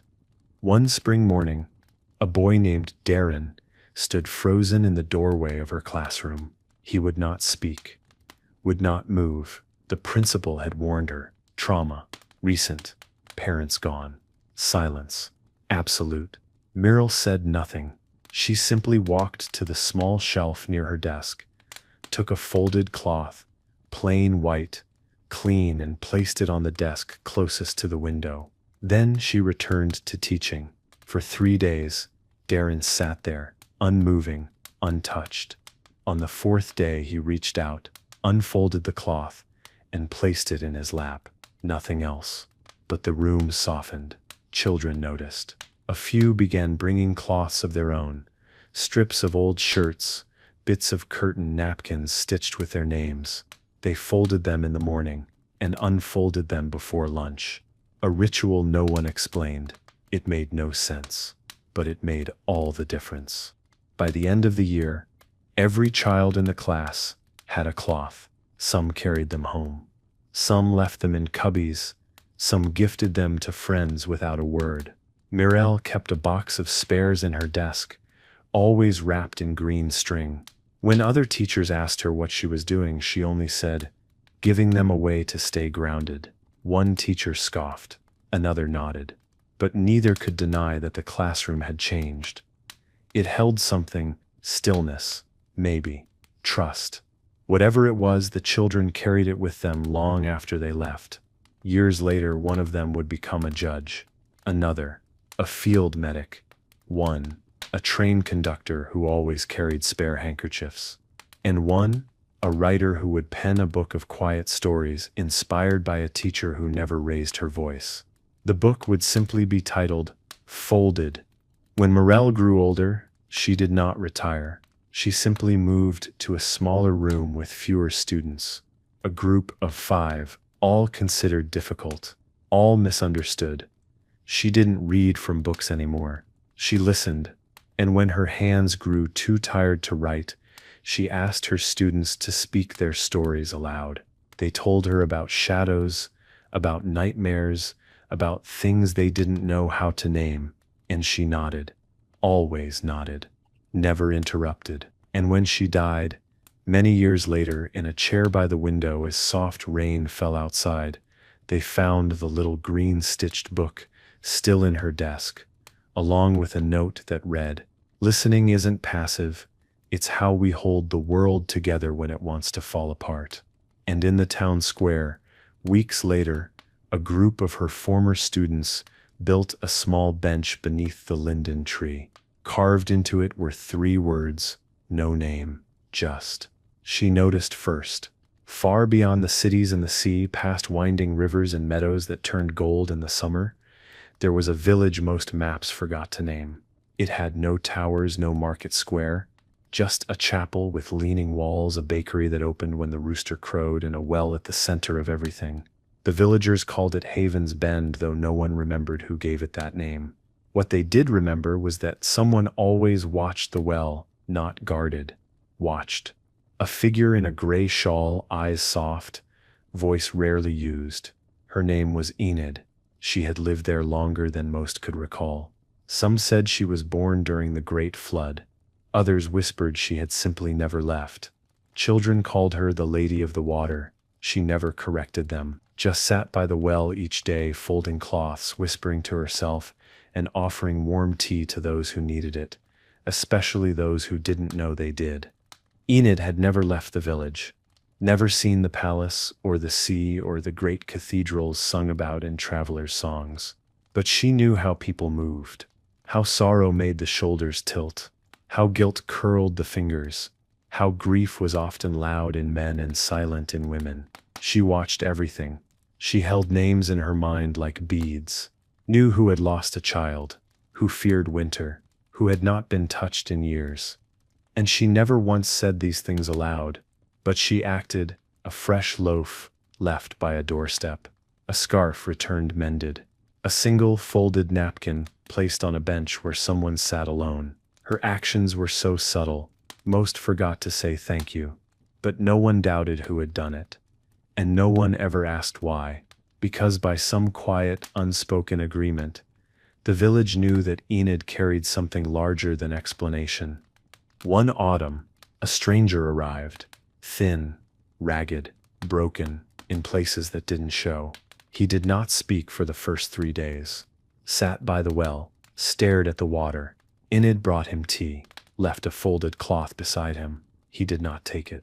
Not right away, but on the 4th day, he picked it up, held it in his lap like a question. Then he looked at her and asked, "How did you know?" Enid said nothing, just smiled, and from that moment, the stranger stayed. Helped mend fences, carried wood, learned to weave.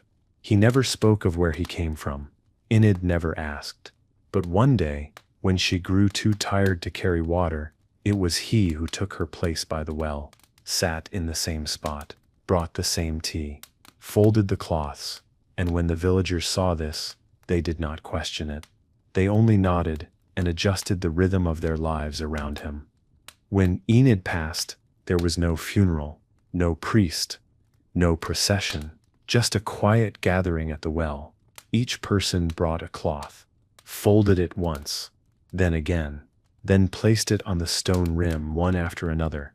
The cloth stayed there for days, unmoved by wind or rain, until the stranger, now simply called keeper, gathered them into a basket and placed them in the chapel. He never unfolded them, never repurposed them, just kept them as proof, as memory, as echo. And as the years went on, and more travelers passed through, some stayed for a day, some for years, and all eventually learned that the well was more than stone. It was a place where you were seen fully, gently, and that someone would always sit nearby without demand until the ache softened enough to speak. And far away, in a palace where gray had touched the corners of a once young queen's hair, a letter arrived with no return mark. Inside, a strip of cloth, 2 words sewn into the middle. She remained. The queen read it in silence, held it to her chest, then called for the scribe of the listener's archive. "Make a record," she said.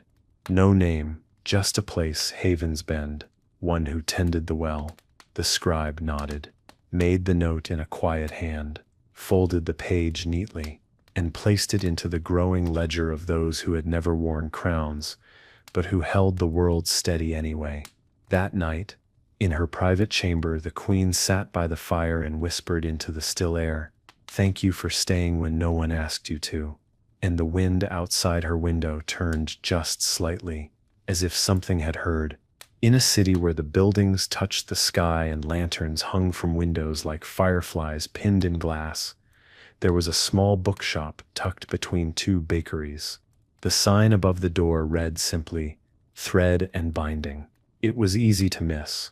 The windows were always fogged in winter.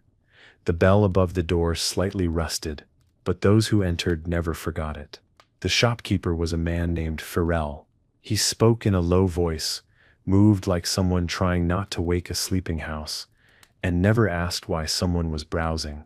He only watched for the hands that trembled, for the eyes that lingered, for the shoulders that sagged when they thought no one saw.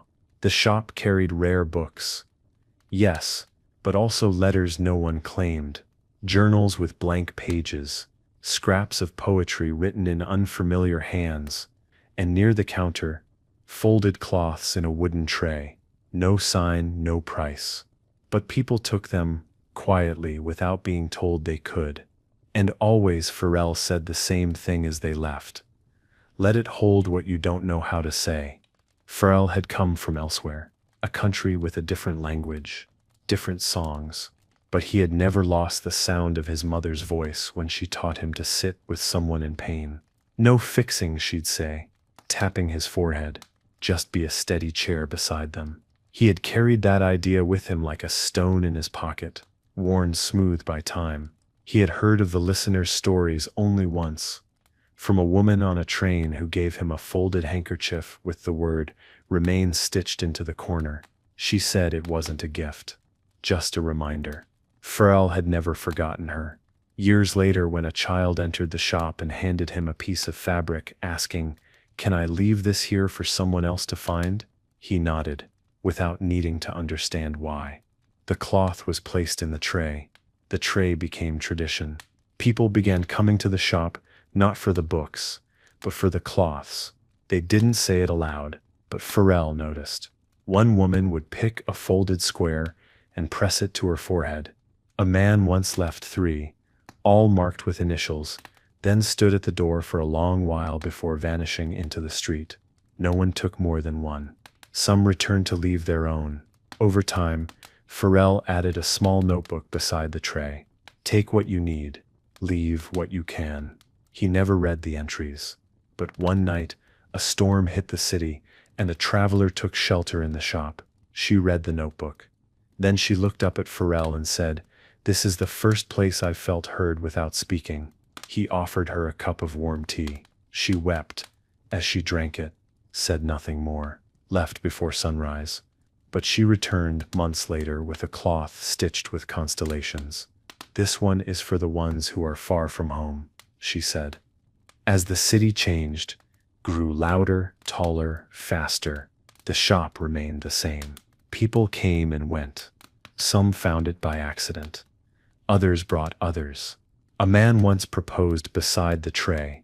A girl once laid down a drawing of her mother's face, wrapped in blue linen. The mayor of the city sent a private messenger to ask Farrell if he would open a second shop elsewhere. He declined. "This one is enough," he said. Not everything is meant to be repeated loudly. On the shop's 20th year, someone brought a candle carved with the listener's symbol, an ear tucked within a circle, stitched at the edges like cloth. They placed it on the counter without a word. Farrell lit it every evening after closing. Its scent was faint, like parchment and old flowers. When Farrell passed, the shop did not close. It was kept by the apprentice he had never formally named. Just a girl who had come in every day after school, sat in the corner and read without asking. He had taught her nothing directly, but she had learned everything. When the city posted a notice to archive the shop's contents, she replied with a single letter, "Some spaces are held, not owned." The officials did not return. The shop remained. The tray stayed near the counter. And the book of notes, now 3 volumes, was moved to a small shelf labeled listenings. People still visit, still fold cloth, still write and read. And in a palace archive somewhere far away, a single line is added to the growing ledger. Thread and binding, one who gave stillness a room of its own. No title, no signature, just that. Enough. In a northern village where snow fell more often than rain and the sun lingered low in the sky, there was a healer named Tovin. He lived in a house built partly from stone, partly from driftwood, with windows that steamed in winter and creaked in the wind. People came to him with colds, bruises, aches, and wounds, but they also came with things they didn't know how to name: sadness that didn't leave, anger that arrived too quickly, silence that felt too heavy. Tovin treated all of it the same way. He made tea, sat with them, let the fire speak first. His shelves held salves, yes, and herbs in jars, but also cloths folded and marked with small notes. You are allowed to feel this. Grief does not ask permission. You were not wrong to need. When someone left his house, they took a cloth. Always. Some kept it tucked in their sleeve. Some buried it under their pillow. A few returned weeks later with one of their own to leave behind. Tovin had been taught by his grandmother, who had been taught by someone else whose name she couldn't quite remember, but who had once spoken of a man who served a king with only cloth and calm. It's not the power that matters, she used to say. It's the care you don't wait to be asked to give. Tovin had never forgotten that. He embroidered it into the hem of his coat, and on days when he was tired, when his own hands shook or his voice felt too far away, he would run his fingers along the words until they steadied him. He never kept a record of his work. He didn't see it as a profession, only a rhythm. But the village saw him as something rooted, like the old pine near the frozen lake, always there, even when the storms came. One winter, an avalanche sealed the road into the valley. No travelers came. Supplies dwindled. Fear settled in the bones of the village like frost. Tovin did not raise alarm. He brought his chair to the center of the town square, lit a lantern, and waited. People gathered slowly. No announcements, no speeches, just presence. Then he began folding cloths, one at a time, hands slow, purposeful. The children helped first, then the elders, then the younger men, who didn't know what else to do.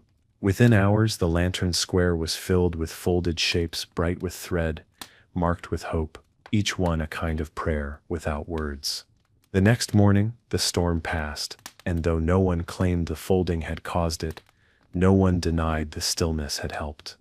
When spring finally returned, a messenger from the outside arrived, carrying letters and news.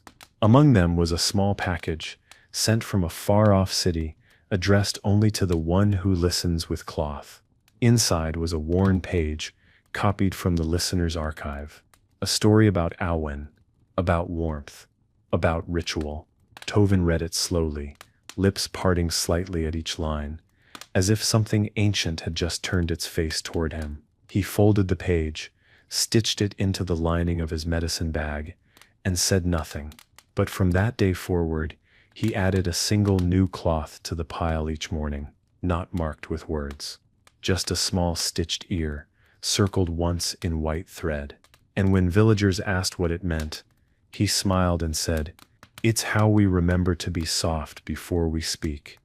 Years later, when Tovin passed, it was not sudden. His breath grew slower, his hands lighter. He whispered thanks to his grandmother, to the pine, to the cloth, and the village did not mourn with cries or bells. They folded hundreds of pieces, hung them from trees, draped them over stones, placed them by their beds. One woman even folded tiny squares into her bread dough. "So he can rise again," she said with a soft laugh and wet eyes. And miles away, the archivist of the listener's records received a letter written in charcoal and sealed with pressed snowberries. He listened to what we didn't say. We are still speaking through him. It was added to the ledger, no name, just the folded valley, and beneath it a single dot of pale blue ink, meant to resemble the hush that comes after a snowfall, just before breath. In a city with sharp corners and louder nights, where windows glowed with cold light and people moved as though chased by time, there lived a janitor named Rowan. He worked in a tall building filled with metal stairs and echoing halls. His job was simple: clean the floors, empty the bins, check the lights. But Rowan moved through the building like a breeze, unnoticed by most, but known deeply by a few. He never spoke unless spoken to, never asked for thanks, but he remembered names. brought warm towels to those who cried in restroom stalls, left water by office doors after long nights. Once, he patched a broken chair in a conference room before anyone reported it. When asked who had done it, no one knew, but the manager found a folded cloth tucked beneath the seat. No words, just a small stitched mark, a hand resting gently on another. Roan had no family in the city. His past was something he didn't wear on his sleeve, but in his locker was a notebook. Inside, clippings and scribbles, mostly phrases, quiet is not the same as absence. Hold space. Don't fill it. Leave something better than you found it. On the inside cover, pressed flat like a leaf, was a letter. It had yellowed with time. It told a story of a healer in a snow-covered village. Roan had found it in a used bookshop, tucked between pages of a forgotten novel. Something in it had felt familiar, though he had never been to a village like that. He carried the letter with him, folded into his coat, and each time he reread it, he found something new inside himself. He never told anyone about it. He didn't need to. The way he moved said enough. Over time, people in the building began to notice. Slowly, quietly. When someone left the company, they'd find a small folded cloth on their desk. When a new worker arrived, a fresh mug would be waiting beside the keyboard. And in moments of stress, when a presentation failed, when a promotion was passed over, people started walking the long way around the building, past the maintenance hallway where Roan worked. They didn't always speak. Sometimes they just made eye contact. Sometimes Roan nodded. That was enough. One executive once asked, half joking, "Do you cast some kind of spell?" Roan just smiled and replied, "Only the kind that makes people remember they're human." One night, during a winter storm, the power in the building failed. Alarms chirped. Lights blinked out. Phones died. And for a few uneasy minutes, the halls filled with murmurs and the click of emergency shoes. But Roan lit candles, not large ones. Small beeswax ones he had tucked away in a box labeled "in case of forgetting." He placed them in doorways, on tables, on stairwells. Their glow was soft, golden, calm. People began to breathe again, sit again, laugh a little. And when the power returned, no one moved to blow out the candles. They stayed lit until they finished burning down. Days later, a sign appeared outside Roan's closet, "Listening services available." It wasn't official. No one admitted to putting it there, but it was never taken down. Roan retired quietly, years later. No party, no announcement. He left a folded cloth on every floor, 23 in total. Each one embroidered with a word: stillness, grace, worth, stay, breath, begin. And in the building's storage room, tucked behind the filing cabinets, was a box he left behind. Inside were dozens of cloths, a handful of stories copied by hand, and a note written in block letters. If you ever wonder what your job is, try starting with kindness. Someone eventually sent the box to the listener's archive, unsure of what it was. The archivist placed it carefully between volumes, marked it only with Roan unknown origin, known by presence. And that night, when the torches were dimmed and the halls of the palace fell quiet, a breeze moved softly through the corridor, as if passing through every corner Roan had ever stood in, folding the air one last time. In a village tucked into the bend of a slow-moving river, where fog rose every morning like breath from the earth, there was a boy named Emric who almost ran away. He was 12, then 13, then 14, and each year the urge grew stronger. Not because he was unloved, his parents were kind, and the village was safe, but because the quiet around him felt hollow. He didn't understand why everything seemed to move like it had already been decided. The same market stalls, the same greetings, the same clock tower chiming on the hour, as though afraid to miss a beat. Emric wanted noise, color, something new. But mostly he wanted someone to look at him and say, "I hear you." No one ever did. Until one evening, when he wandered to the edge of the river where an old woman sat, stacking smooth stones into a tower. She didn't look up when he approached, just said, "You're not broken, you're just early." He didn't answer, just sat nearby and picked up a stone. She passed him another. They built together. 10 minutes, maybe an hour. The sun dipped lower. The fog returned. At last, she spoke again. Most people don't stay long enough to see how useful stillness is. Emmerich looked at her, unsure. She smiled. Running makes sense. I've done it. But sometimes you need to stay until the silence tells you something. The next morning, he came back. The stones had fallen overnight. They stacked them again. This went on for a week, then 2. They never exchanged names, never asked questions. But on the 15th morning, Emmerich found a folded cloth beside the stones, a scrap of brown fabric with a message stitched in silver thread. "If you go, carry this." He kept it in his pocket for years. Emmerich did leave eventually.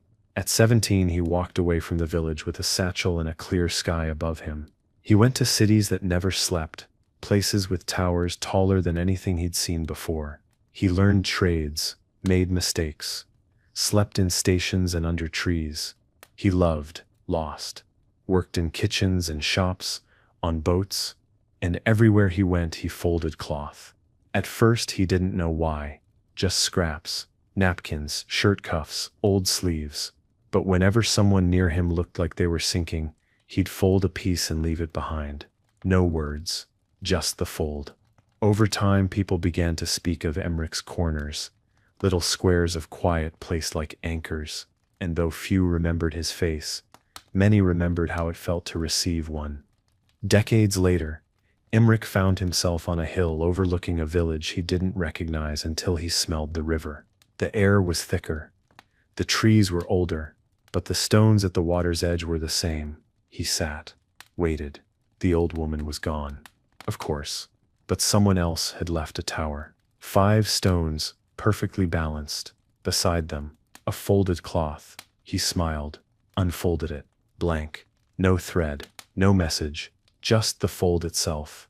He sat with it in his hands for a long time, then added a second cloth of his own, left them side by side, walked away without turning back.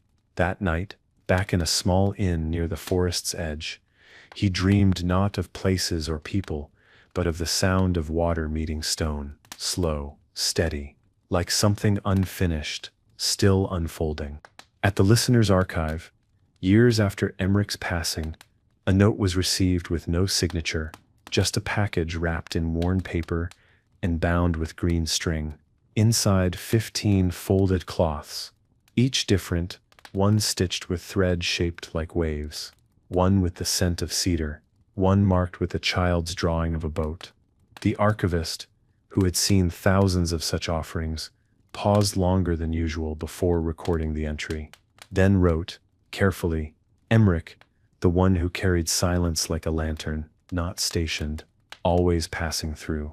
And that night, in the stillness of the hall, the torchlight flickered just once, as if stirred by footsteps that had never stayed in one place, but had left quiet in every corner they passed. In a seaside town carved into cliffs of ochre stone, where gulls cried from dawn until dusk, and salt lived in the wood of every window frame, there was a theater that never locked its doors. It wasn't grand, just wide wooden beams, old velvet curtains, and creaking floorboards that remembered every step. The theater had actors, of course, and scripts, and lights that flickered when the fog rolled in too thick. But the one everyone came to trust most was not on stage. Her name was Mireia. She swept the floor after rehearsals, mended costumes, lit the footlights. She never bowed, never spoke during performances, but every actor without fail sought her eyes before the curtain rose. She would nod once, slow, steady, and only then would they begin. Mireia had never learned theater in a school. Her mother had worked backstage in a traveling troupe, and Mireia had grown up sleeping under dressing tables and listening to lines repeated into the dark. But what she remembered most weren't the words. It was how the silence before the show always held more power than the loudest applause.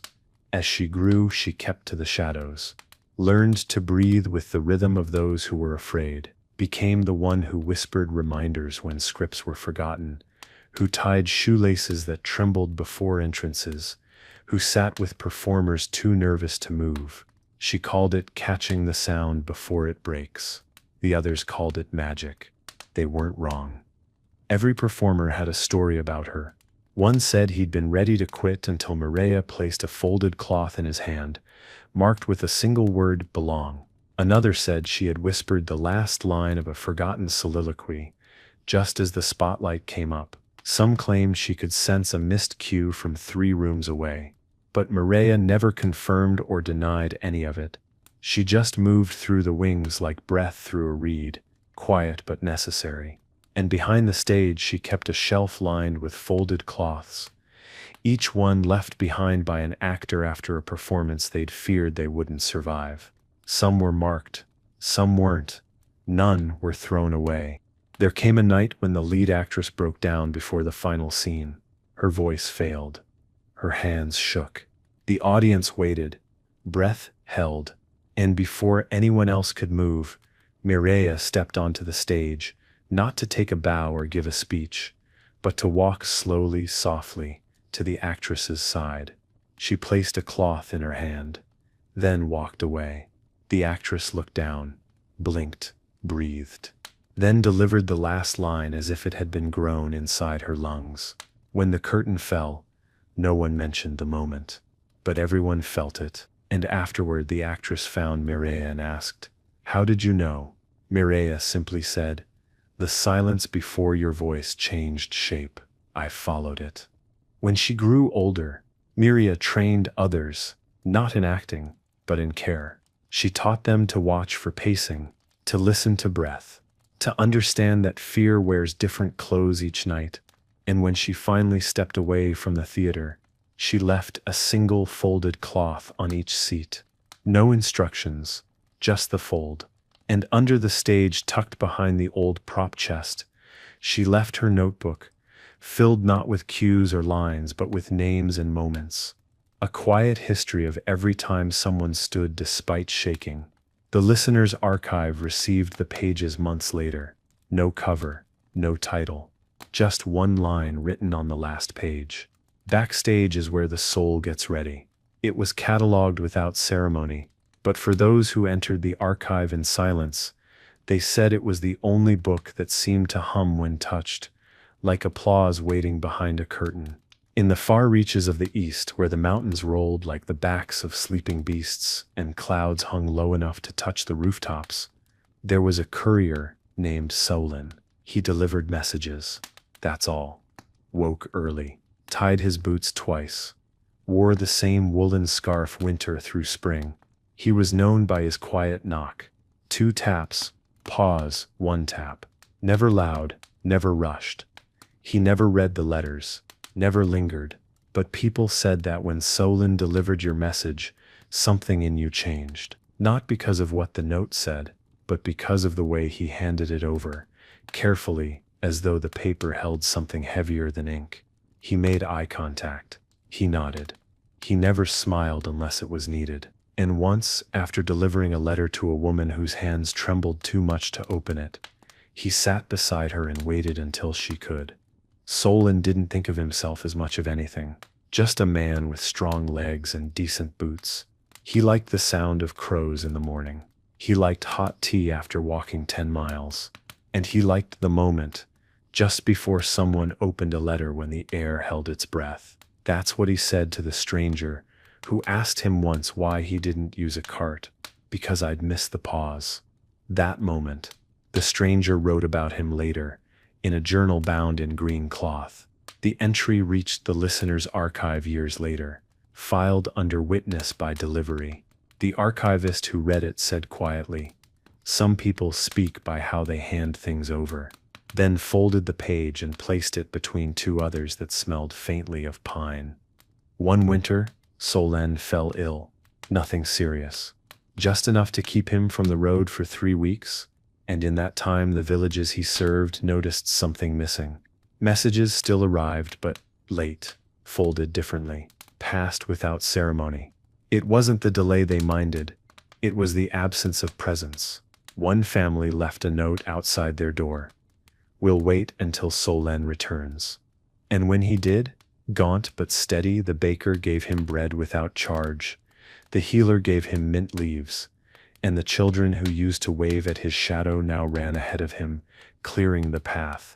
He didn't know what to say, so he said nothing, just kept walking. But each step felt like a reply. Solon never used cloths the way others had, but he carried a book of blank pages. And when someone wept in front of him, or hugged him too tightly after receiving bad news, or took too long to speak, and then apologized for it, he would tear out a page and fold it once, twice, slowly, then hand it to them. For, after, he'd say. Some people kept them, others burned them. One man wrote poetry on his. A woman sewed hers into a coat lining, but all remembered the folding. And when Solon grew old, his coat pockets were full of creases, small scars of paper left behind, like footprints he could still feel. He passed in the spring quietly, in a cottage near the border of the last village he ever served. A friend found him with a half-filled satchel, a list of names for the day's route, and a kettle still warm on the stove. No letter had been written, no cloth folded, but the friend who had watched him work for decades placed one blank page on his chest, folded 3 times, then wrote on the corner. He carried more than words. The listener's archive didn't mark Solon as a traditional entry. Instead, they created a new section, those who delivered presents. And on a small slip of handmade paper, they wrote, Solon, the knock before the moment, the pause before the letter breathes. It sits now between volumes, unbound, as if still in motion. In a valley stitched with wild flowers and fog, where the hills whispered in the mornings and the stars always seemed a little closer at night, there lived a boy named Nian. He was quiet in the way the wind is, always there but never asking to be noticed. He spent his days helping his father mend shoes, and his evenings sketching in the dirt behind their house, drawing maps of places he'd never seen. He rarely spoke in school, and when he did, his voice was soft and low. Some thought him slow, others thought him strange. But one girl, Lyra, sat beside him every day and said, "He sees more than the rest of us. He's just not loud about it." Nian never responded, but every time she said it, he smiled just slightly, then drew another mountain onto his imaginary map. One day, Lyra didn't come to school, nor the next. When she returned a week later, her eyes were different, distant, like they were staring at a fire that no one else could see. The teacher didn't ask. The other children didn't know what to say. But Nian did something no one expected. At the end of the day, he walked to her desk, placed a folded napkin on it, and walked away. It wasn't new, it wasn't embroidered, but he had drawn on it a single circle, broken slightly on one side. Lyra opened it slowly. Underneath the drawing he'd written, "It's okay if something gets through." She didn't cry, but she folded it again, pressed it to her chest, and held it there for the rest of the week. From that moment, Nian became something more than the quiet boy. He didn't change, didn't speak more, but others began coming to him gently, cautiously, with small questions, unsure feelings, half-formed fears. He answered rarely, but when he did, it was simple. Or he'd just draw something, or hand over a folded paper with a shape or word or line. He became known for his paper comforts. That's what they called them. Teachers started keeping some in their desks. One even pinned hers above the chalkboard. And over the years, Nian grew. But the part of him that watched, noticed, and folded never left. When he turned 20, he left the valley. No fanfare, no reason given, just a folded cloth, left on the doorstep of each home in the village. No two were the same. One had a stitched sun, another, a spiral. One was blank but smelled of cedar. He walked for days, then weeks, then years, never settling.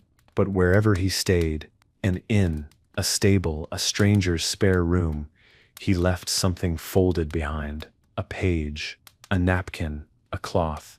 He didn't expect anyone to understand, but they always did. A man once followed him 10 miles just to return a cloth Nyan had left behind. It made my wife cry, he said. In a good way. We didn't want to lose it. Nyan smiled and replied, it was meant to leave. The listener's archive didn't hear of neon until decades later, when a traveling scholar brought a bundle of cloths collected from distant towns. Each was different, but all folded the same way. One corner turned inward, then folded once more, forming a shape that felt both familiar and unknown.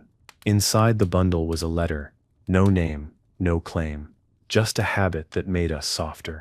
The archivist unfolded each piece, marked them carefully, and in the margin of the ledger, beside a blank space where a name might go, they wrote, the boy who mapped the world with his hands, folded comfort, unspoken legacy, and then with a soft nod, placed the bundle among the others, not because it was asked for, but because it belonged.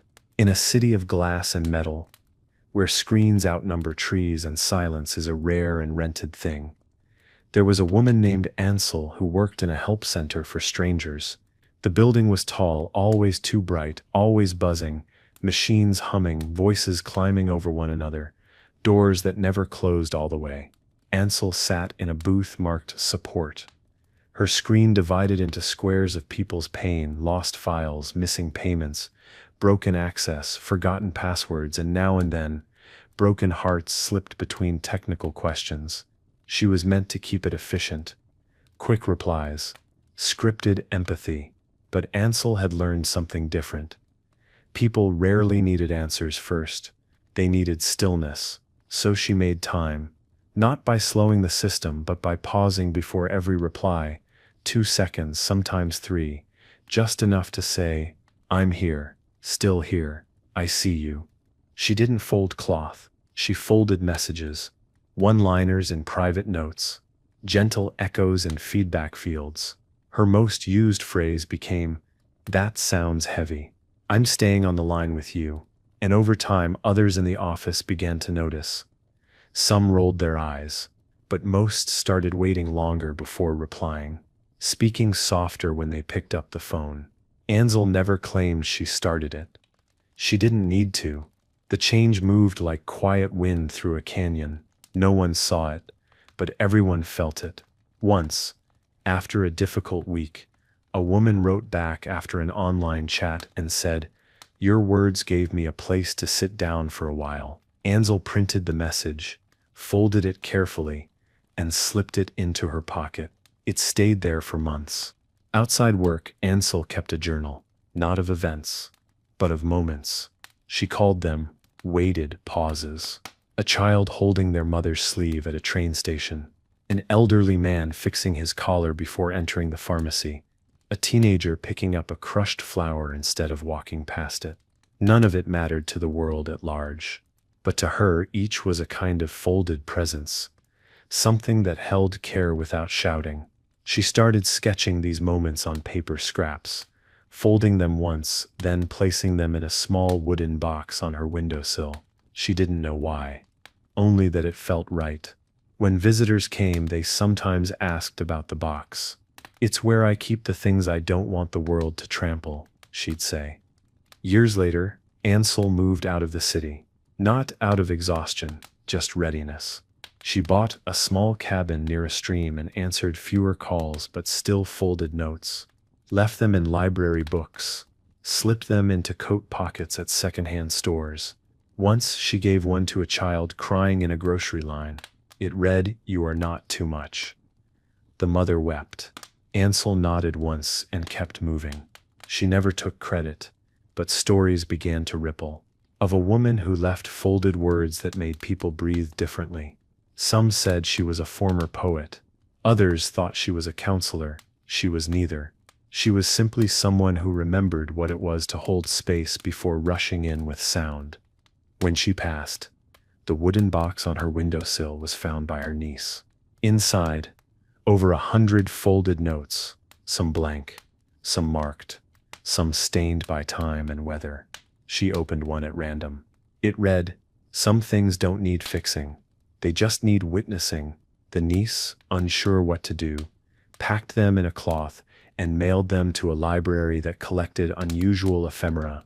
The bundle made its way, as such things often do, to the listener's archive. The notes were catalogued, not under correspondence, but under a new label, Folds of Digital Grace. And in the ledger, a small addition was made. Ansel, who made space in a world that had no time. She stayed through the wire, and somewhere someone scrolling late at night paused and breathed slower, without knowing why. In the western wing of the palace, tucked behind a door most mistook for a broom closet, the listener's archive breathed in silence. It was not vast, not gilded, just rows of shelves built by hands long gone, a wooden desk worn smooth at the edges, and a single narrow window that let in more shadow than light. The current archivist was a man named Thalin. He wore gray robes, soft slippers, and glasses too large for his face. Most days he hummed without realizing. When people asked what he did, he'd say, "I dust stories and make sure no one forgets how the quiet ones mattered." He didn't mean it to sound poetic. He meant it like you'd mean sweeping a doorstep before guests arrive. Something ordinary, something essential. Thalin had been tending the archive for 41 years. He remembered every entry, not by number, but by weight, the way the paper felt, the kind of ink, the fold of the cloth. He didn't read them often. He believed stories, once recorded, needed rest. Like people, but sometimes when the day was too bright or the wind too sharp, he'd open a drawer and gently unfold a name. He'd whisper it once, just once, then close it again. It was never about reliving. It was about reminding the air that these lives had passed through it, and that they still shaped the current. One day, a child wandered into the archive. She wasn't supposed to be there. No one came, not really. But the door had been left ajar, and her curiosity pulled her in. Thalin looked up from his tea and blinked. "You're early," he said. She frowned. "For what?" He didn't answer, just motioned for her to come sit. She did, eyes wide, fingers twitching with questions. He handed her a folded cloth and said, "This one came from the sea." She unfolded it slowly. There was a faint scent, salt, wind, something like lavender. "It's not magic," he said. "It's memory. Memory has weight when folded right." She stayed for an hour, then came back the next day, and the next. And Thalin began to wonder if archives could be passed not through training but through presence. The girl's name was Ely. She was 10, had a stammer, loved quiet things. And from the first week she began copying the shapes of the folds, not just with cloth but with words. She'd write lines on scrap parchment, then fold them into triangles, stars, spirals. Thalin never corrected her, just watched. And when she asked, "What makes someone a listener?" he replied, "The ones who hear even when nothing's said." She nodded, as if she'd already known. Soon she began cataloging new entries, stories sent in from far provinces, travelers' notes, cloths left anonymously on doorsteps. Her script was shaky, but steady, and when Thalin once fell ill, she opened the archive alone, lit the single lamp and read stories aloud to the shelves. "Just so they don't feel forgotten," she whispered. Thalin lived long enough to teach her most of what he knew. But one spring morning, he simply didn't wake. His hands folded neatly over a cloth, marked with a question he'd once written but never answered. How many lives have been held by quiet hands? Ely found him, sat beside him for a long while, then lit the candle, wrote the date, and added his name to the ledger with a line beneath. Thalin, the one who dusted the silence and gave it space to breathe. She didn't cry until the end of the day, then only a little, then folded a cloth and placed it on the stool he used to sit on. She opened the archive the next morning, swept the floor, lit the fire, and said aloud to the room, "I'll remember how he stayed." And from that day forward, when people asked her what she did, she smiled and said, "I hold the shape of care." In the first year after Thalen passed, Illy kept everything exactly as it had been. The stool, the way the ledgers were stacked, the order of the folded cloths on the eastern shelf. She still lit the candle each morning, still whispered a name to the room before opening the first drawer. But slowly something began to shift. Not from rebellion, but from rhythm. She started to leave the door open longer, let the wind move the papers, let the sunlight touch the binding. At first it felt wrong, but then she noticed how the air held the dust more gently, how the pages warmed by light curled in new ways as if breathing more freely. She realized the archive didn't need to stay frozen, it needed to stay listening, and listening meant letting new things in. Ely began accepting visitors, only one at a time, never on request. She said yes. Only if their voice held a certain kind of ache, not loud, not frantic, but the kind that spoke from below the surface. They would sit at the little round table in the corner, and she would pour tea and say, "Tell me what no one else knows how to hold." And they did. Slowly, sometimes messily. They spoke of lost fathers, broken faith, letters they never sent, songs they couldn't finish. She never offered advice, only asked, at the end, "Would you like to fold it into the record?" Most said yes. And together they would write a line, fold it into cloth or paper, and find a space on the shelf. No names, no retellings, just the shape of presence, marked and placed. Word spread. Not widely, not loudly, just enough. People began arriving from distant towns, not to be healed, but to be heard. Ely never charged coin, but sometimes they left behind other things. A button, a pressed flower, a stone smoothed by river water. She kept these in a wooden box beneath her bed, called it her echoes. Once a woman left behind a scarf and whispered, "He used to wear this when he sat beside me without speaking. It feels like silence wrapped around the shoulders." Ely folded the scarf and placed it in the alcove behind the shelves, where the scent of lavender and rain still lingered from cloths years older than her. One evening, she found a child waiting by the archive door. No shoes, no words, just holding a folded cloth, marked with soot. Keely didn't ask where she came from, only said, "Come in." The child walked the aisles slowly, fingers brushing the edge of every shelf, then sat down and handed her the cloth. Inside, a drawing of a house split in two. No lines, no names, just color and space. Keely unfolded her own cloth, blank, then passed it to the child.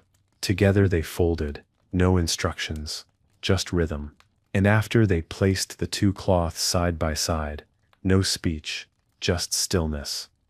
The child stayed the night, then left before dawn. But months later a letter arrived, no return mark. Inside, one sentence: "I remembered how to sit beside someone without filling the air." And so Ely's record grew, not just in shelves and ledgers, but in the hearts of those who visited and carried the stillness outward. A woman who taught her students to fold stories after writing them. A traveler who tucked a cloth under the pillow of every inn where he stayed. A baker who offered customers a folded note instead of a receipt. Ely never saw most of them again, but the stories found their way back, one by one, and when the archive's roof needed repair, volunteers arrived with ladders and planks, uninvited, saying only, "We'd like to repay the quiet." She cried for the first time in years, not because of the roof, but because they'd listened. They had truly listened, and the archive had not just endured, it had become a place that breathed, opened, folded, and held. The archive was never meant to be a gathering place. It had no wide hall, no pews, no fire meant for warming crowds. But in Eile's second winter alone, people began arriving not to be helped, but to help. They didn't ask for instruction. They brought their own cloth, their own paper, their own stories folded into pockets and sleeves. One carried a box of tea, another a stack of hand-bound journals. A third brought wool scraps cut into perfect squares, Eily didn't know what to say. She simply opened the door wider and swept the floor twice that morning. And when the first snowfall came, she left a folded cloth on each visitor's stool. One word stitched in gray thread: welcome. No speeches followed, only the soft rustle of people sitting down and breathing a little deeper than they had in days. It started slowly. One of them, a woman named Roa, began helping catalog the cloths with dates and symbols, organizing them by texture instead of color. Cloth remembers by feel, she explained. Another, called Fen, offered to tend the candles, learning the lighting ritual without being asked. A boy barely older than Illy had once been, when she found the archive, took to copying the oldest records by hand, saying the rhythm of the letters kept his heart from beating too fast. No one claimed a title, no one took authority, they simply stayed, and in staying, they became something together. Not quite a staff, not quite a circle, just a gathered hush that shaped the air with care. When Illy fell ill for the first time, they didn't panic. They lit the lamp, folded the cloths, kept the books open. They placed a stool beside her bed and, one at a time, sat with her, said nothing, brought broth, read lines aloud from old entries, wrote new ones in her name. One girl pressed a folded note into Illy's palm while she slept. It said, "You are allowed to be held too." When Illy recovered, she didn't return to work immediately. She simply walked the archive, touching each corner, each beam, each cloth. She found things better than before. Tidy shelves, new systems, fresh cloths embroidered in colors she hadn't used. And when she finally sat back at her desk, she looked at the faces around her and whispered, "It's not mine anymore. It's ours." They all heard her. No one said a word, but the silence that followed was the most alive the archive had ever felt. Seasons passed. Some stayed, some left, but all who spent time in the archive carried something back with them, folded in pockets, tucked into boots, stitched into memory. A young scribe began writing letters not in paragraphs, but in stacked lines, each word folded inside the next like linen. A midwife began carrying cloths to births, placing one beneath each newborn's hand before their first cry. A man who rarely spoke began painting folded paper birds and leaving them near city fountains with one phrase written under the wing: "You don't need to explain yourself today." Illy didn't track these things. She didn't need to. She felt them in the way the archive's walls seemed to hold warmth longer, in the way fewer visitors wept alone. One night, during a thunderstorm that rattled even the archive stones, Illy sat awake at her desk, unable to sleep. She opened a drawer she hadn't touched in years. Inside was Thalin's handwriting, a line he'd once written in his first week as archivist. "How long must we fold to be remembered?" Illy smiled, took a fresh scrap of cloth, and stitched beneath it, only long enough to remind someone how to begin. She placed the new cloth in a small box marked unfinished, though she no longer believed that any story truly ended. Then she turned off the lamp, sat in the dark, and listened, not for silence, but for all the soft breathing that filled the archive now. Not hers alone anymore. A room held by many hands, still, quiet, and deeply alive. The archive was never loud. Even as more people came, more stories arrived, more cloths found their way to the shelves. The place remained wrapped in the same hush that had settled there when Thalin walked its halls. And before him, the ones who had folded before there were even books to hold the names. Illy understood now that silence had textures. Some days it was thick, like wool soaked in rain. Other days it was crisp and sharp, like morning frost on the windowsill. And sometimes it was warm and humming, like the inside of a coat, still clinging to the scent of someone who had stayed just long enough to leave peace behind. She taught the others to recognize these kinds of quiet, not by name, but by presence. "You'll know," she'd say, "when the room feels like it's exhaling." They began to record the silences, not just the stories. A new kind of ledger was born, called simply "The Shape of the Stillness."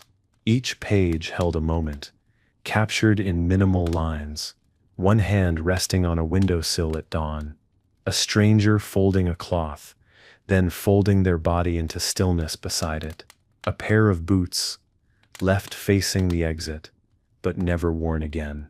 These pages held no explanations, but they were never empty. People read them like poems. Visitors began copying them by hand, folding them into their journals or placing them under pillows. One man asked to write one of his own. He'd never written anything before. Eiley handed him a quill and a square of parchment. He returned it with this: a breath held while someone else dares to cry. She folded it into the ledger without speaking. Among the visitors that season was an elder named Brain. His hands were calloused from a lifetime of work in fields and furnaces, and he carried no story to offer. "I came because someone once gave me a folded cloth when I was 17, he said. "I never forgot how it felt. I don't remember who gave it, but I'd like to pass that feeling on." Ali handed him a spool of thread. He didn't ask what to do. He sat by the hearth for 3 days, sewing quietly. When he finished, he left behind 15 cloths, each one with the same mark stitched into the corner, a small door slightly ajar. "For the ones who don't know they're allowed to return," he explained. The archive placed one near the entrance. Visitors began reaching for it before speaking, as if to remind themselves that entering didn't require explanation, only arrival. That winter, snow came early and heavy. Travel slowed. Letters took longer to arrive, but the archive never went quiet. In fact, it deepened. People stayed longer, shared food, mended each other's cloaks, folded together by lamplight. Ely walked the shelves each morning, checking the placement of every cloth, as she always did, but now found new ones tucked gently between the old, left without announcement, marked in ink she didn't recognize. One read, "You helped me learn how to stay with my own story." Another, "I never said it aloud, but someone here heard me anyway." She stopped counting the entries, not out of negligence, but because it was no longer about totals. It was about flow, like the current of a stream that keeps going, not to arrive, but because movement is how it remembers the shape of the riverbed. One evening, after most had gone to sleep, and the fire had gone down to glowing embers, Illy stepped outside into the cold.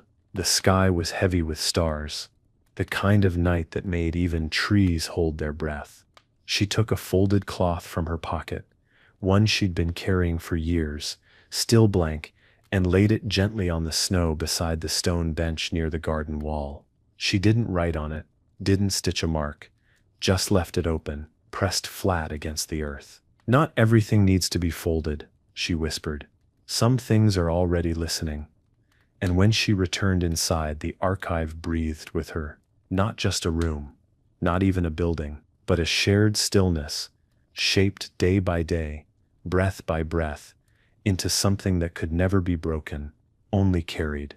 As spring returned, the archive's door was open more often than not because of warmth, but because the world had begun to knock more softly. Fewer people arrived in desperation. More came in wonder, with stories, yes, but also with folded cloths of their own, wrapped in twine, stitched with names, or left blank, with only the shape speaking for them. Ely kept a new shelf just for these unrequested offerings. It became her favorite.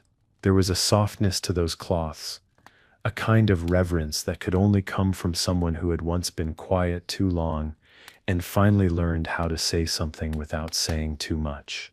She would run her fingers along the folds sometimes, not to inspect them, but to feel the care stitched into each edge. It was around this time that someone asked her, "How do you know when someone is a listener?" Ely thought for a long time before answering. "They don't interrupt the silence," she said. "Even when it gets uncomfortable." The person nodded, then stayed seated in the archive for hours, said nothing else, just stayed. That's how it often went. People came not to speak but to be close to a place that had learned not to rush. One woman described the archive as a pond, still water that reflects who I am when I stop trying to perform. Another compared it to breath. A third called it a memory she hadn't lived through but missed anyway. Ely wrote these down, folded each into a cloth, and labeled the bundle, Reflections from the Edge of the Quiet. The companions who helped her, Roa, Fen, and the boy with the steady hands, each began keeping their own smaller ledgers now. Fen's was filled with single lines overheard and written gently, as if afraid to wake them. Roa's ledger was tactile, each page sewn with threads that formed patterns instead of words. The boy, whose name was Ash, recorded faces, not with full detail, just shadows, outlines, the curve of a shoulder, the tilt of a head listening. They didn't call these official entries. They called them tracings. Of what? Someone asked once. Rower replied, of how care leaves a mark, even when we don't see it being made. Together these three began to teach others, not with lessons but through repetition, by doing, folding, sitting, listening. The archive wasn't expanding outward in stone, it was replicating through practice. And soon whispers of other places began to drift in. A garden shed in the north, where folded papers were tucked between the roots of old trees. A tavern in the east, where a folded cloth sat on each table and wasn't disturbed until the drink was done. A school that began its mornings with 5 minutes of silence and a cloth passed hand to hand. Eiley received these stories humbly, sometimes in the form of letters, sometimes as cloths, sometimes as people who arrived and said only, "We're doing what you showed us." She didn't correct them. The archive hadn't invented stillness. It had only remembered how to carry it. And now, she whispered one night, as she shelved a new cloth, it's remembering itself. The archive, with its creaking floorboards and candlelit corners, had become a rhythm more than a room, not louder, just fuller. Each breath someone took within its walls seemed to leave a shape behind. And one evening, as the wind rolled in through the open door and scattered some old entries across the floor, Ely didn't rush to gather them. She let them settle, let them drift. And as she knelt to fold one, she noticed something on the back of the cloth, faintly stitched by someone unknown. "You are not the end of this story, just its next caretaker." She held it for a long time, then placed it at the very center of the archive, on the floor beneath the candlelight. And the others who came that night walked around it, not out of fear, but out of reverence, for what had been handed to them in silence, and what they too would now learn to carry. That summer, a new face appeared at the archive's door. A young man with dirt on his boots, sunburn across his nose, and a letter folded tight in his fist. He didn't speak right away, just stood in the doorway, as if unsure whether he'd come to the right place.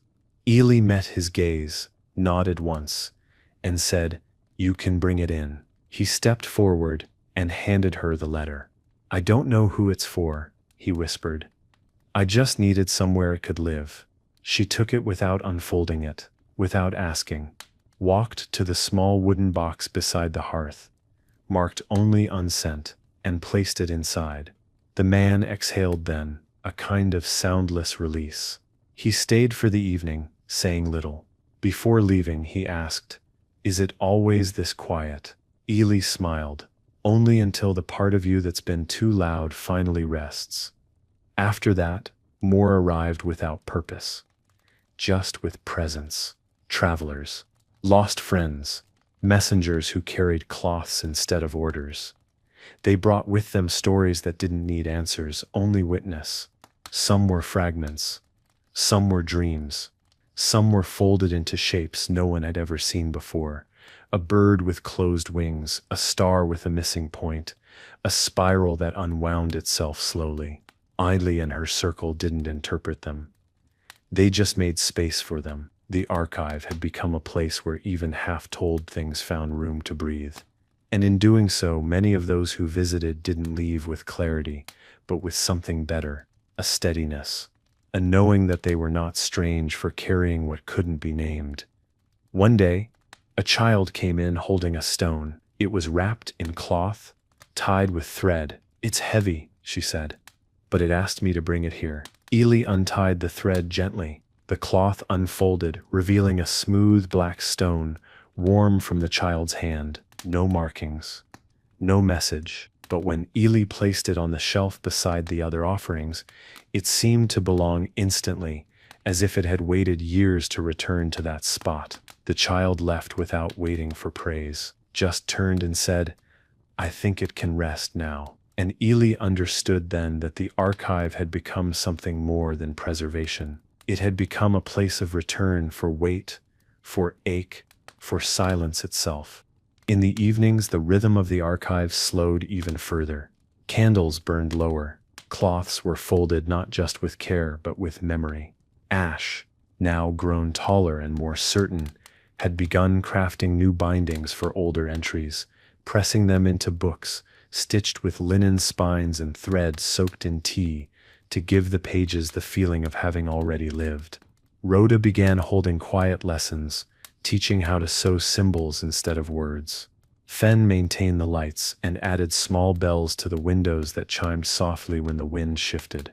Together, they made the archive feel less like a place of the past, and more like a breath that rose and fell with each passing day. One night, as rain tapped gently on the windows and the lamps flickered like small hearts, Ely stood in the center of the archive and whispered to herself, "I don't know where this ends." And it comforted her, because nothing whole ever truly ended. It just unfolded, passed on, changed shape. She folded a cloth of her own that night.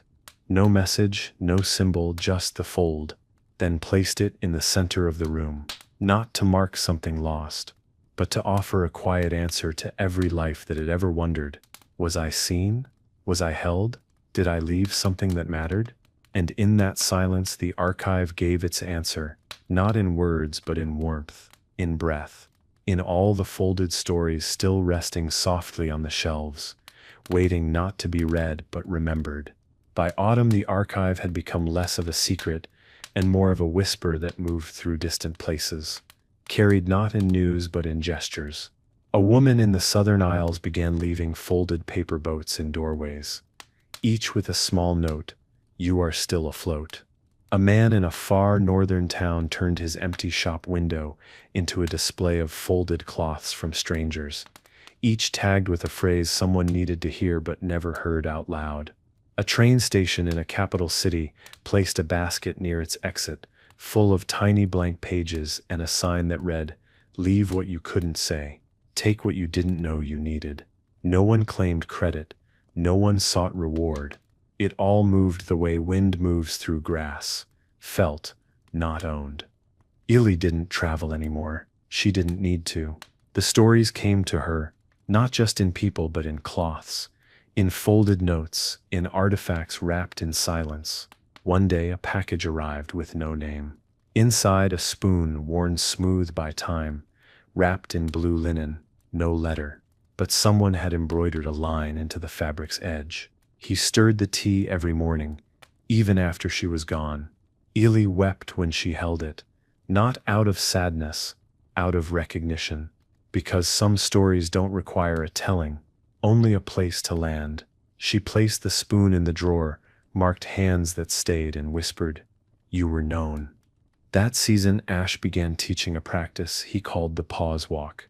It wasn't formal, just a slow circle around the archive grounds, done in silence with something to hold. A stone, a cloth, a memory. He said it helped him remember how to let go without dropping things. Visitors joined in, some for minutes, others for hours, and over time, the walk left a faint trail in the grass, a path not carved by direction but by repetition. At night, foxes curled in its arc, birds nested near its curve.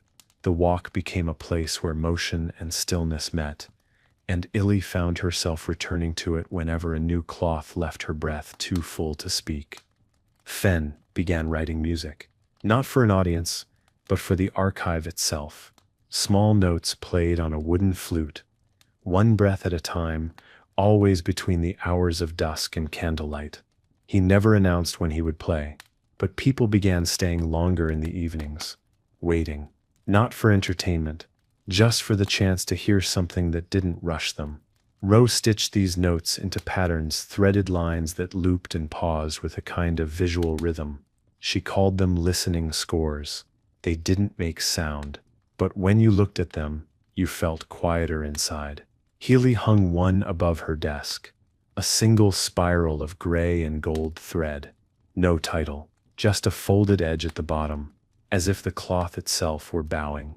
And so the archive breathed on, not louder, not faster, but fuller. The shelves deepened. The walls held stories like arms. The windows, even when closed, felt open. And every now and then someone would arrive, not to speak, not to leave something, not even to listen, but simply to sit. For minutes. For hours. For no reason other than to be held by a place that had learned how not to ask too much of them. Italy, sitting by the hearth one night, looked around at the people folding, writing, breathing, and felt no need to lead, no need to speak, just gratitude. And as the fire crackled low, she whispered into the air, "They're carrying it now." And the room, soft with paper and thread, and the warmth of others, seemed to answer, "Yes, and you're still part of the carry." Winter came slow that year. It tiptoed into the hills rather than announcing itself, dusting the roof of the archive with white, while the trees still held on to a few stubborn leaves. Inside, warmth bloomed early, not from fire alone, but from people. Illy noticed how silence no longer arrived empty. It came already filled with presence. Roa now began each morning by lighting a lantern in the center of the room, saying only, "For what may arrive today."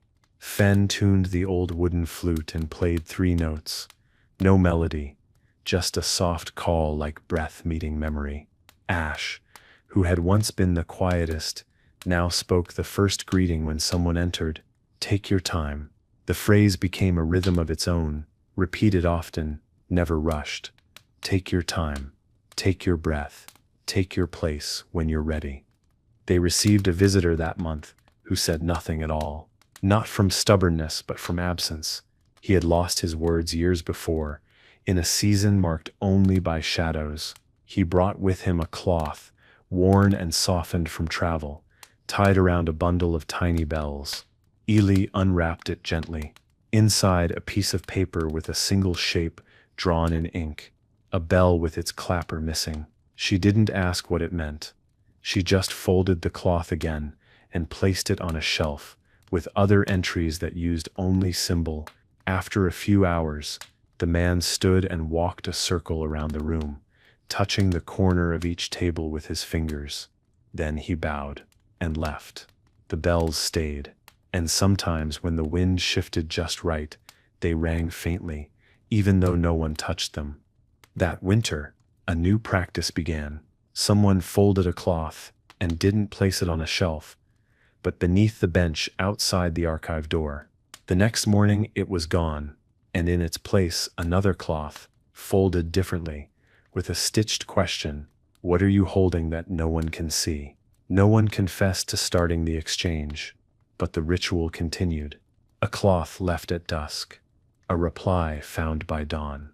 Some spoke, some only used color or thread, but all were answered.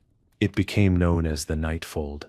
A conversation in silence, a dialogue of quiet cloths, and Ellie began keeping a second ledger just for these. She didn't categorize them, didn't try to make sense of who was speaking to whom. She simply wrote. Stillness is also a way of saying yes. One evening, as snow began to fall heavy against the windows, the archive grew unusually still, not hollow, just deep, like the pause between heartbeats. Pilly stood in the middle of the room and closed her eyes. She imagined all the hands that had once folded here. Alwyn, Eirik, Lena, Calrin, Ansel, Miria, Tovin, Rowan, Neon, Talin, even the nameless ones. The ones who had passed through without ever speaking aloud. She whispered their names into the space between breaths. Not to summon, not to mourn, just to acknowledge. "You're still here," she said. and the walls, warmed by memory and firelight, seemed to breathe that truth back to her. That night, as others slept near the hearth or curled into corners with folded pages on their laps, Illy stepped outside into the snow. She left no footprints, only folded a cloth and placed it on the bench near the path. She didn't write anything on it, but she stitched one line along the edge. Quiet as snowfall, there is no final page in this archive. And when she turned back toward the door, she paused, watching her own breath rise in the dark, her hands warm from holding so many stories not her own. She smiled, knowing she had never been the keeper of this place, only a part of its listening. One note in a long, unbroken chord, and inside the archive glowed, steadily, softly, as if promising that even through winter the fold would hold. In a far-off coastal town where wind carved shapes into the cliffs and fog swallowed the streets whole by morning, there lived a woman who had never heard of the archive. Her name was Silene. She ran a ferry, not a grand one, just a wooden boat with faded blue paint and benches smoothed by time. Every day she ferried people from the mainland to the island beyond the mist. Her passengers changed, but her rhythm never did. She tied her scarf twice, greeted each traveler with a nod, waited until they had fully seated themselves before untying the rope. No bell, no whistle, just the sound of water parting and the low creak of the oarlocks. She wasn't known for stories. She was known for quiet crossings. Silene had begun, years ago, placing folded cloths beneath the seat nearest the back of the boat. Not many, just one at a time. No markings, no thread, just a shape. Some passengers found them, most didn't, but those who did often held them tightly without knowing why. Once a man picked one up and cried the whole crossing. Another tucked it into her coat, and later mailed a thank you letter with no address to send it to. Silene never explained them. She didn't know where she'd learned to do it, only that something inside her hands had known when to fold. She believed there were gestures older than memory, ones passed not in blood but in quiet repetition. One evening, during a crossing thick with fog, a girl handed Silene a folded paper square as she stepped off the ferry. It was pale green, soft with rain. "You left something in my coat," the girl said, and then was gone into the mist. Silene unfolded the paper after docking. Inside, a story, barely a paragraph, about a woman who ferried not people but moments, who carried the ache others didn't have time to name. It wasn't signed, but the final line read, "I think you are the reason I didn't leave that night." Silene folded the note again and tucked it into the breast pocket of her coat. It never left her after that. Years later, when she retired, the ferry was repainted, refitted, renamed, but the new captain found something odd in the boat's old storage chest, a bundle of folded cloths wrapped in linen. No instructions, no journal, just cloth, folded with care. He brought them to the town's small library, unsure what to do. The librarian, old and slow-moving, unwrapped the bundle and whispered, "These are listener folds." He didn't know what that meant, but the cloths were placed in a glass case by the window, under a simple label, left behind by someone who knew how to carry others. And still today, ferry passengers stop to look at them, not knowing why the sight makes them feel softer inside. In the listener's archive, a letter arrived weeks later, mailed by the librarian who felt something stir in her chest when she touched the folds. It contained a description of the ferry, of the cloths, and a small sketch of the woman's coat with its quiet pocket. Illy read it aloud beside the hearth, then placed the letter into the shelf, marked unaware practitioners. Ash folded a copy, and stitched the ferry's name into the edge. Rowe traced the shape of the coat from the sketch. Fen added a low, boat-like rhythm to the next night's flute song, and Illy, smiling at the way care traveled even when unnamed, whispered to the others, "The ones who never heard of us are often the ones who listen the best." The room hummed in agreement, like a tide quietly returning to shore. In a city wrapped in light and sound, where footsteps echoed against polished glass and people rarely looked up from their own momentum, a boy named Kes began leaving folded notes in stairwells. He didn't know where the idea came from, only that it felt right. He was 14, watched more than he spoke. The world felt too fast most days, too brittle, but there were cracks in it, small ones. Moments between noise, and in those cracks, he began to fold. His first note said only, "It's not weakness to feel tired." He left it under a stair rail at the community center. He didn't expect anyone to see it, but the next day it was gone. In its place was another, different paper, different hand. "Thank you. I was." Kes didn't call himself anything. He didn't know what the listener's archive was. But he began carrying a pouch of paper squares in his coat, different colors, some soft, some crisp. He folded in classrooms, in bus terminals, at grocery aisles, always quietly, always when no one was looking. He never signed them, and he never wrote advice, just observations, kind ones. It's okay to leave before you're ready. Not all silence is loneliness. Someone notices the way you hold yourself together. The messages spread. Some were taken. Others stayed in place for weeks. Some were copied. A teacher found one on her desk and cried before the morning bell. A man kept one in his wallet until the ink faded. A little girl used one as a bookmark and showed it to her friend like a secret. Months passed and Kes kept folding. It became part of his body, part of his breathing. He began folding without writing, just shapes, triangles, spirals, tiny envelopes, never sealed. People started calling them keeps, though no one knew where the name came from. And in time, others began folding too. A girl from the bakery, a boy who used to draw on desks, a woman who swept the library steps. None of them spoke of it, but they left their folds in different places. And they always knew each other when they passed on the street, not by eye contact, but by the shape of something tucked in a coat pocket or sleeve. The quiet became a sign, not of withdrawal, but of offering. One day, Kes found a folded cloth on his own doorstep. He'd never seen one like it.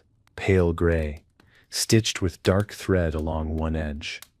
"You are not the first to carry this." He held it for a long time, then opened it. Inside, a note, handwritten in small script. "What you're doing is how the archive began." That was all. No signature, no explanation, but something inside him settled. He didn't need to know more. He folded the cloth back up, placed it in a wooden box under his bed, and kept folding. He wasn't working toward anything, just walking in rhythm with something older than him, larger than any map. The cloth traveled with him after that. He never used it. He just needed it near. Years later, when someone asked where the listener's archive truly was, where it had gone, or whether it still lived, someone handed them a folded triangle of golden paper, marked only with, "It's wherever someone chooses not to rush the moment." And in the archive's ledger, Ely added a new line beneath unaware practitioners. It read, "Kes, the stairwell folder, the breath between lessons. The one who reminded a city how to pause." She didn't need to know his full name. None of them did. They just paused for a moment after writing it. Like you do when the story hasn't ended, but you know it's changed you. In the far northeast, where snow fell sideways and mountains stood like patient elders, there was a school carved into the hillside, half stone, half wood, all warmth. The teacher there was named Aura. Her voice rarely rose above the sound of turning pages. She had once been a traveler, a scribe, a weaver of maps, but none of that mattered here. What mattered now was how she taught her students to notice, not just facts, not just history, but each other. "The world isn't short on answers," she'd say. "It's just short on those who stay long enough to hear the real question." Every morning before lessons, she'd light a single candle in the center of the room. They called it the listening flame. No one spoke until it was halfway melted. Some days it took minutes, others, an hour. No one rushed it. Aura introduced cloth slowly, first as a tool for calming nerves, then for remembering, then for responding. She never told them what to write. She simply handed each child a folded square at the end of each week and said, "Use this when there's something you want to say, but not out loud." They began leaving the cloths in corners on desks, under books. Some were blank, some filled with lines of raw, honest wonder. What if I'm too much? What if I'm not enough? I watched the sunrise alone and it felt like the world forgave me for something I didn't know I did. Aura read them sometimes. Other times she didn't. The cloths weren't for fixing. They were for freeing. One year a student arrived who didn't speak for weeks. No eye contact, no words, just sat, stiff and small. But one day she picked up a cloth and folded it without being asked. Perfect corners, precise, careful edges. She handed it to Aura without writing on it. Aura nodded, folded one of her own, handed it back. This exchange went on for months. No words, just folds. Then, on the final day of the year, the girl left behind a cloth with only one sentence stitched into the edge. "You saw me without asking me to explain." Aura held it to her chest, not to cry, just to remember how much could live inside the space someone is finally allowed to take up. As word of Aura's classroom spread, others came to learn not from books, but from watching. A man from a busy city, a woman who ran a hospice, a teenager who folded paper when he was overwhelmed. They stayed for a few days, some for weeks, and left different than they arrived. Not louder, not more confident, but steadier. And each time one of them left, Aura would fold a cloth and place it beside the candle. "Let the stillness go with them," she'd say. And somehow it did. A garden grew around the school over the years, wild, soft, full of wind-bent herbs and flowers. Students called it the breathing place. They said the plants seemed to lean in when someone passed by, as if listening too. Ely heard of Aura not through letters but through cloth. A series of them arrived, each folded the same way. Inside, words written in different hands, all saying nearly the same thing.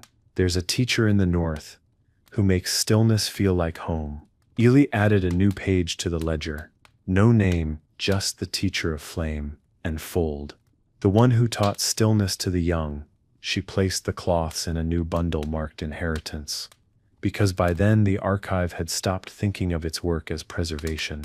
It had become something else. A rhythm that others were learning to carry. Not from instruction, but from invitation. And as Ely wrote that final line, she smiled at the thought. We're not building something new. We're remembering something old and letting it bloom again. There was a train that moved through the western valleys, slow and low to the ground, winding like a careful thought.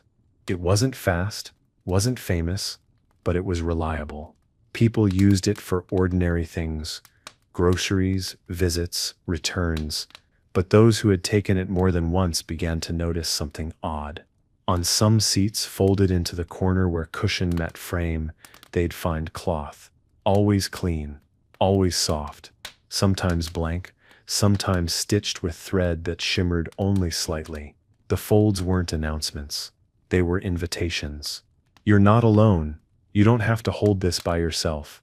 Stay a little longer if you can." No two were alike, but each one felt like someone had been thinking of you, even though they couldn't have known your name. The conductor, an older man named Bear, said he didn't know who left them, but he always smiled when asked. And sometimes added, "Funny, they only ever appear after a quiet ride." He never disturbed them. In fact, he'd grown fond of checking the seats at the end of each trip, not to remove them, but to see which ones had been taken, which ones left behind. He once found a note, pinned to the wall in the back car. "I didn't know I needed this until I held it." Bear folded it, carried it in his coat pocket. He never spoke of it again, but his routes got slower after that. Fewer horns, longer waits. As if honoring something delicate riding just beneath the surface of each journey. One evening, during a snowfall that blurred the windows into pale watercolor, a woman stood in the aisle for several stops without sitting. When Bear asked if she was all right, she shook her head, then nodded, then said nothing. He gently guided her to the seat with the cloth. She picked it up, stared at it, and cried without sound. Not grief, exactly. Something older than that. A kind of quiet undoing. She left the cloth on the seat when she departed, but folded it again before setting it down, with a kind of reverence. Later, Bear noticed she had added something stitched into the hem with silver thread. You helped me stay until I softened. He didn't move the cloth, just straightened it gently. The cloths began showing up in other places too. A post office bench, a waiting room in a dentist's office, even one inside the lost and found box of a small town museum. No signature, no pattern, just presence, sometimes stitched, sometimes simply folded. A librarian found one in a returned book and placed it in the palm of her hand for nearly half an hour before shelving it again, as though it had become part of the story itself. Someone called them quiet offerings. Another person called them stilled wings. No one knew where they came from, but everyone who held one seemed to walk away differently. A little slower, a little softer, as if part of them had just been reminded that stillness was a language too. At the archive, Ash returned from a short journey with his arms full of cloths he hadn't made, notes he hadn't written. They're everywhere now, he whispered. It's working, Hilly smiled. Not because she needed proof, but because it meant the rhythm was breathing far beyond their walls. She opened a new volume, titled it Carried Folds, and wrote on the first page, "Some stories never settle. They move by being held, then passed. Like a shared breath, like light handed from lantern to lantern." The others gathered round the table. Roa folded a new cloth without speaking. Fen played a note so soft, it could have been the sound of footsteps returning home, and the wind pressed lightly against the window pane, as if to say, still here, still folding, still listening. In a city that never truly went dark, where the hum of electricity outlasted the sun and the streets blinked like restless thoughts, a night janitor named Elin began collecting things no one noticed. Not valuables, not scraps, but gestures. A coffee mug left intentionally warm beside a co-worker's desk. A chair pulled out halfway so the next person wouldn't have to. A note with no name, just 3 words. Still thinking kindly. Elin swept floors, emptied bins, locked forgotten doors, but her true work was quieter. She called it noticing the unnoticed. And when the building emptied out, when the clicks and taps faded, she walked the halls and placed folded cloths in places people would least expect, but most need. Under a keyboard, between pages of a forgotten report, inside the flap of a briefcase left open too long. She never stitched names, never explained, but every cloth she folded came with its own breath. A pause she had taken in the stairwell, a moment she had stopped beside the break room window, just to feel the moonlight hit her shoulder. She didn't know there was a name for what she was doing. She didn't call it listening, but she knew it mattered. She once told a fellow janitor, "It's like making room for someone's tiredness to sit down beside them."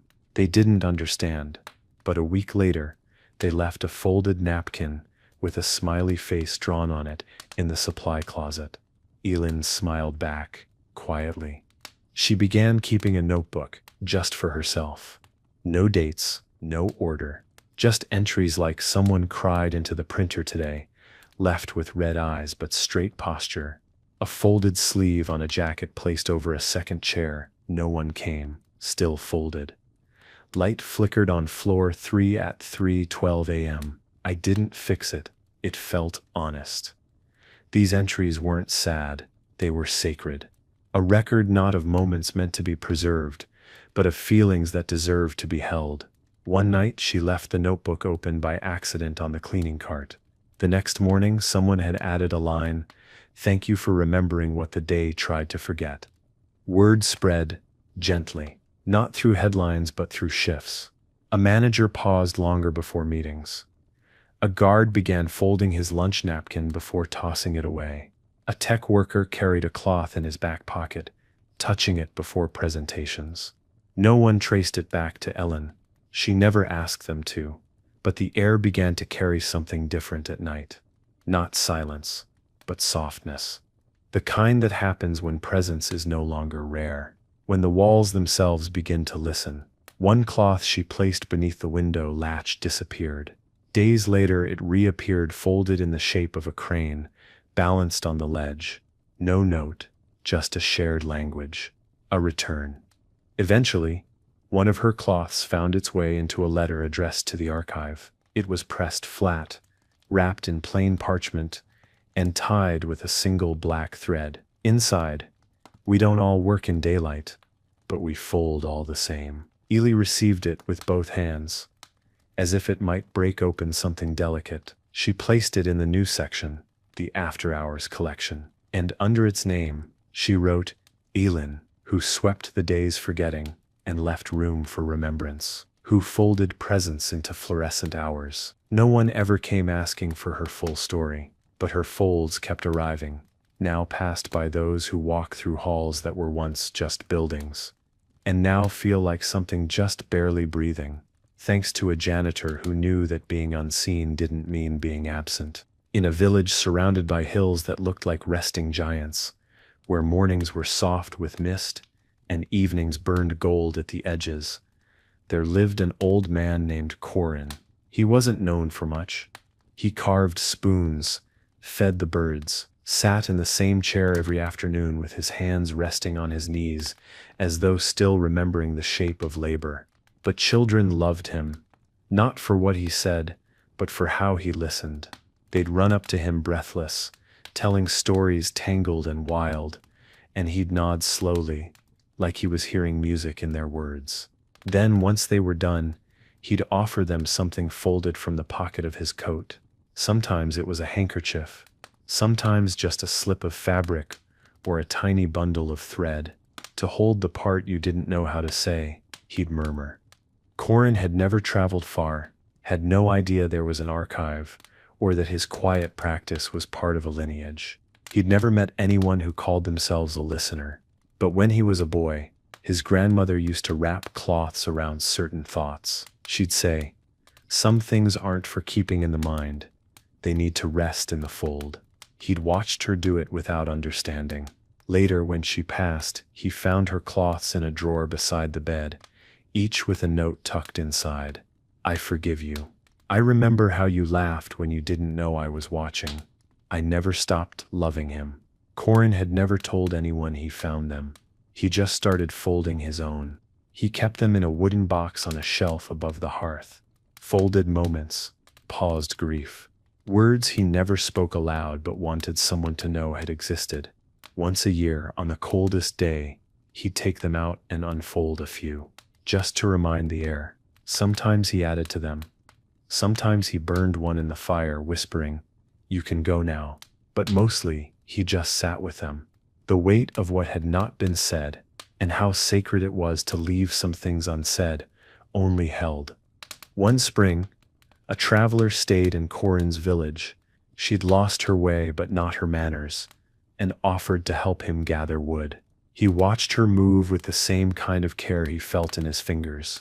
On her third evening there, she noticed the box and asked, "Are those gifts?" He said, "No, they're landings."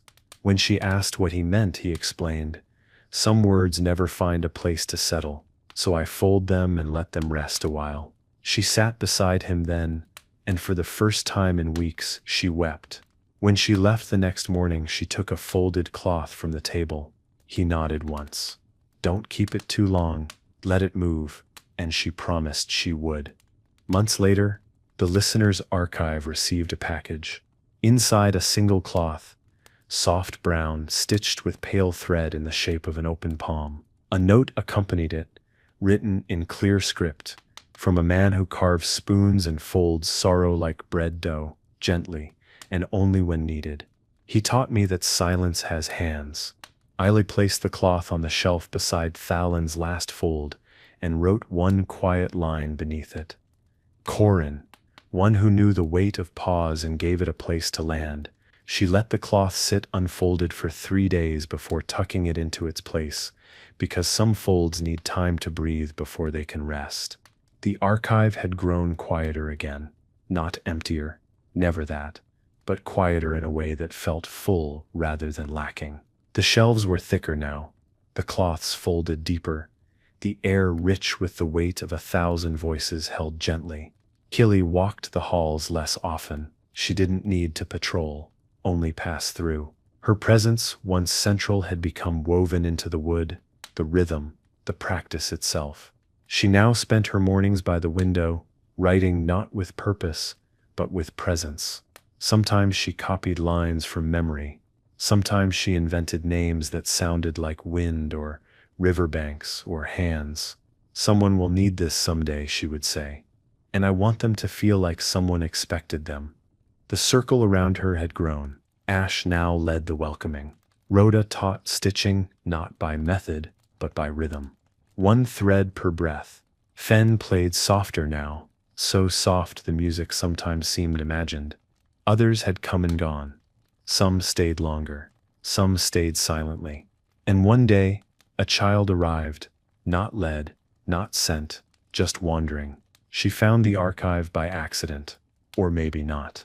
She stepped inside, looked around and said, I heard this place could help me remember something I never knew. Eiley didn't ask what, just handed her a cloth. The child sat on the floor and held it for an hour without folding it. That was enough. The archive no longer sent announcements. It didn't write proclamations, but it began releasing folds into the world deliberately now. Not as messages, not as lessons, just as gentle nudges. A cloth left on a train station bench. A letter slipped into the spine of a borrowed book. A small bundle placed beside a grave. The folds carried no name, only weight. And those who found them often folded one in return. The archive started receiving these back, folded 3 times, marked with rain, sometimes with a line.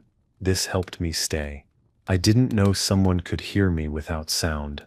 I gave this to someone else who needed it more. The archive kept them all not for record, but for witness, because the story wasn't theirs. It was everyone's now. On the longest night of the year, Ely stepped outside, after everyone had gone to sleep. She stood beneath the old tree behind the archive, the one whose roots curved like reaching arms, and placed a folded cloth in its hollow, not because it was part of the tradition, not because it would be found, but because the ground had held so many footsteps, and the sky had held so many prayers, and the fold was just her way of saying, I was here. I listened too. She sat beside the tree until the stars grew tired, then stood, brushed her hands off, and whispered into the darkness, keep going. No one heard her. Or maybe everyone did. Inside, the flame flickered once and stilled. Ash turned in his sleep. Roa's thread curled around a needle left unfinished. Fen's breath rose in even rhythm, and the folded stories tucked into shelves, sewn into sleeves, pressed between the walls, rested without needing to be known. The archive would continue, not by growing louder, not by becoming famous, but by being carried quietly through each hand willing to pause long enough to hold someone else's silence with care. The final page of the ledger was left blank that night, not as an ending, but as a door, for the next name, for the next cloth, for the next listening.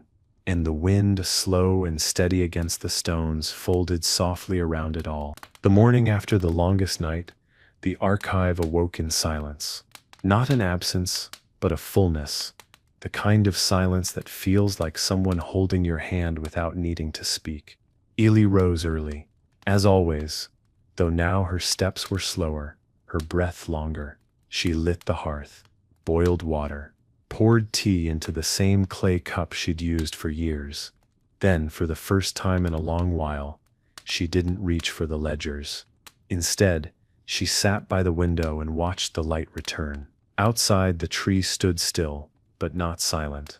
Its limbs curved in a way that looked almost like a bow, as if it too had been listening all this time, as if it too had folded something away.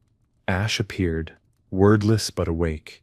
He placed a folded cloth on the table beside her. Not for the archive, for her. One line stitched carefully. You gave us the space to become ourselves. She held it for a moment, then tucked it into her pocket, where it rested against her heartbeat.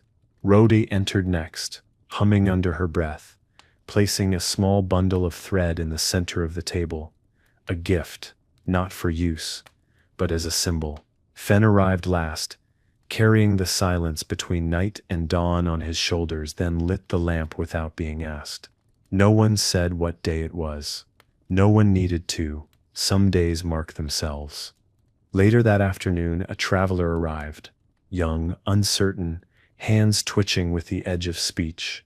They looked around the archive, wide eyes scanning shelves, cloths, the ceiling, the floor, and whispered, "Is there still space for someone who hasn't learned how to fold yet?" Ely smiled, pointed to the bench near the hearth.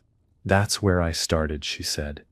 The traveler sat, hands open, empty. Roa handed them a piece of cloth. Ash passed them a blank page. Fen played a soft note. No one rushed them. The traveler breathed, waited, then folded. Just once, slightly uneven, but whole. And everyone nodded, as if something sacred had just happened. That evening, Ely sat alone beside the shelves. She ran her hands across the volumes, not to count, not to catalog, just to remember. Each cloth, each page, each entry had been part of something not owned, only held. She whispered old names, names from decades ago. Alwyn, Lena, Calrin, Thalin, Miria, Neon, Ansel, Corin, Elin, Kess, names that had entered the archive, not through fanfare, but through presence. Names that had shaped the shape of care. She didn't cry. She simply folded a cloth, blank and clean, and placed it in the middle of the room. "For the one who comes next," she said, then blew out the candle, and let the darkness hold her gently. And so the archive remained. Not finished, never final, just breathing, as always, carried through hands, through gestures, through pauses, through folds, across mountains and valleys, cities and villages, stairwells and train stations, ferry boats and classrooms. The shape of listening continued, not as myth, not as memory, but as motion. A cloth passed without words, a note left without needing to be found, a breath taken before answering, a presence that said, "I will stay while you figure out how to speak." And somewhere far from any palace, in a home built of nothing more than wood and warmth, a child stitched 3 words into a square of fabric: "You are safe," then folded it once, then again, then placed it in a pocket, ready to be given, ready to become part of something older, deeper, and still unfolding.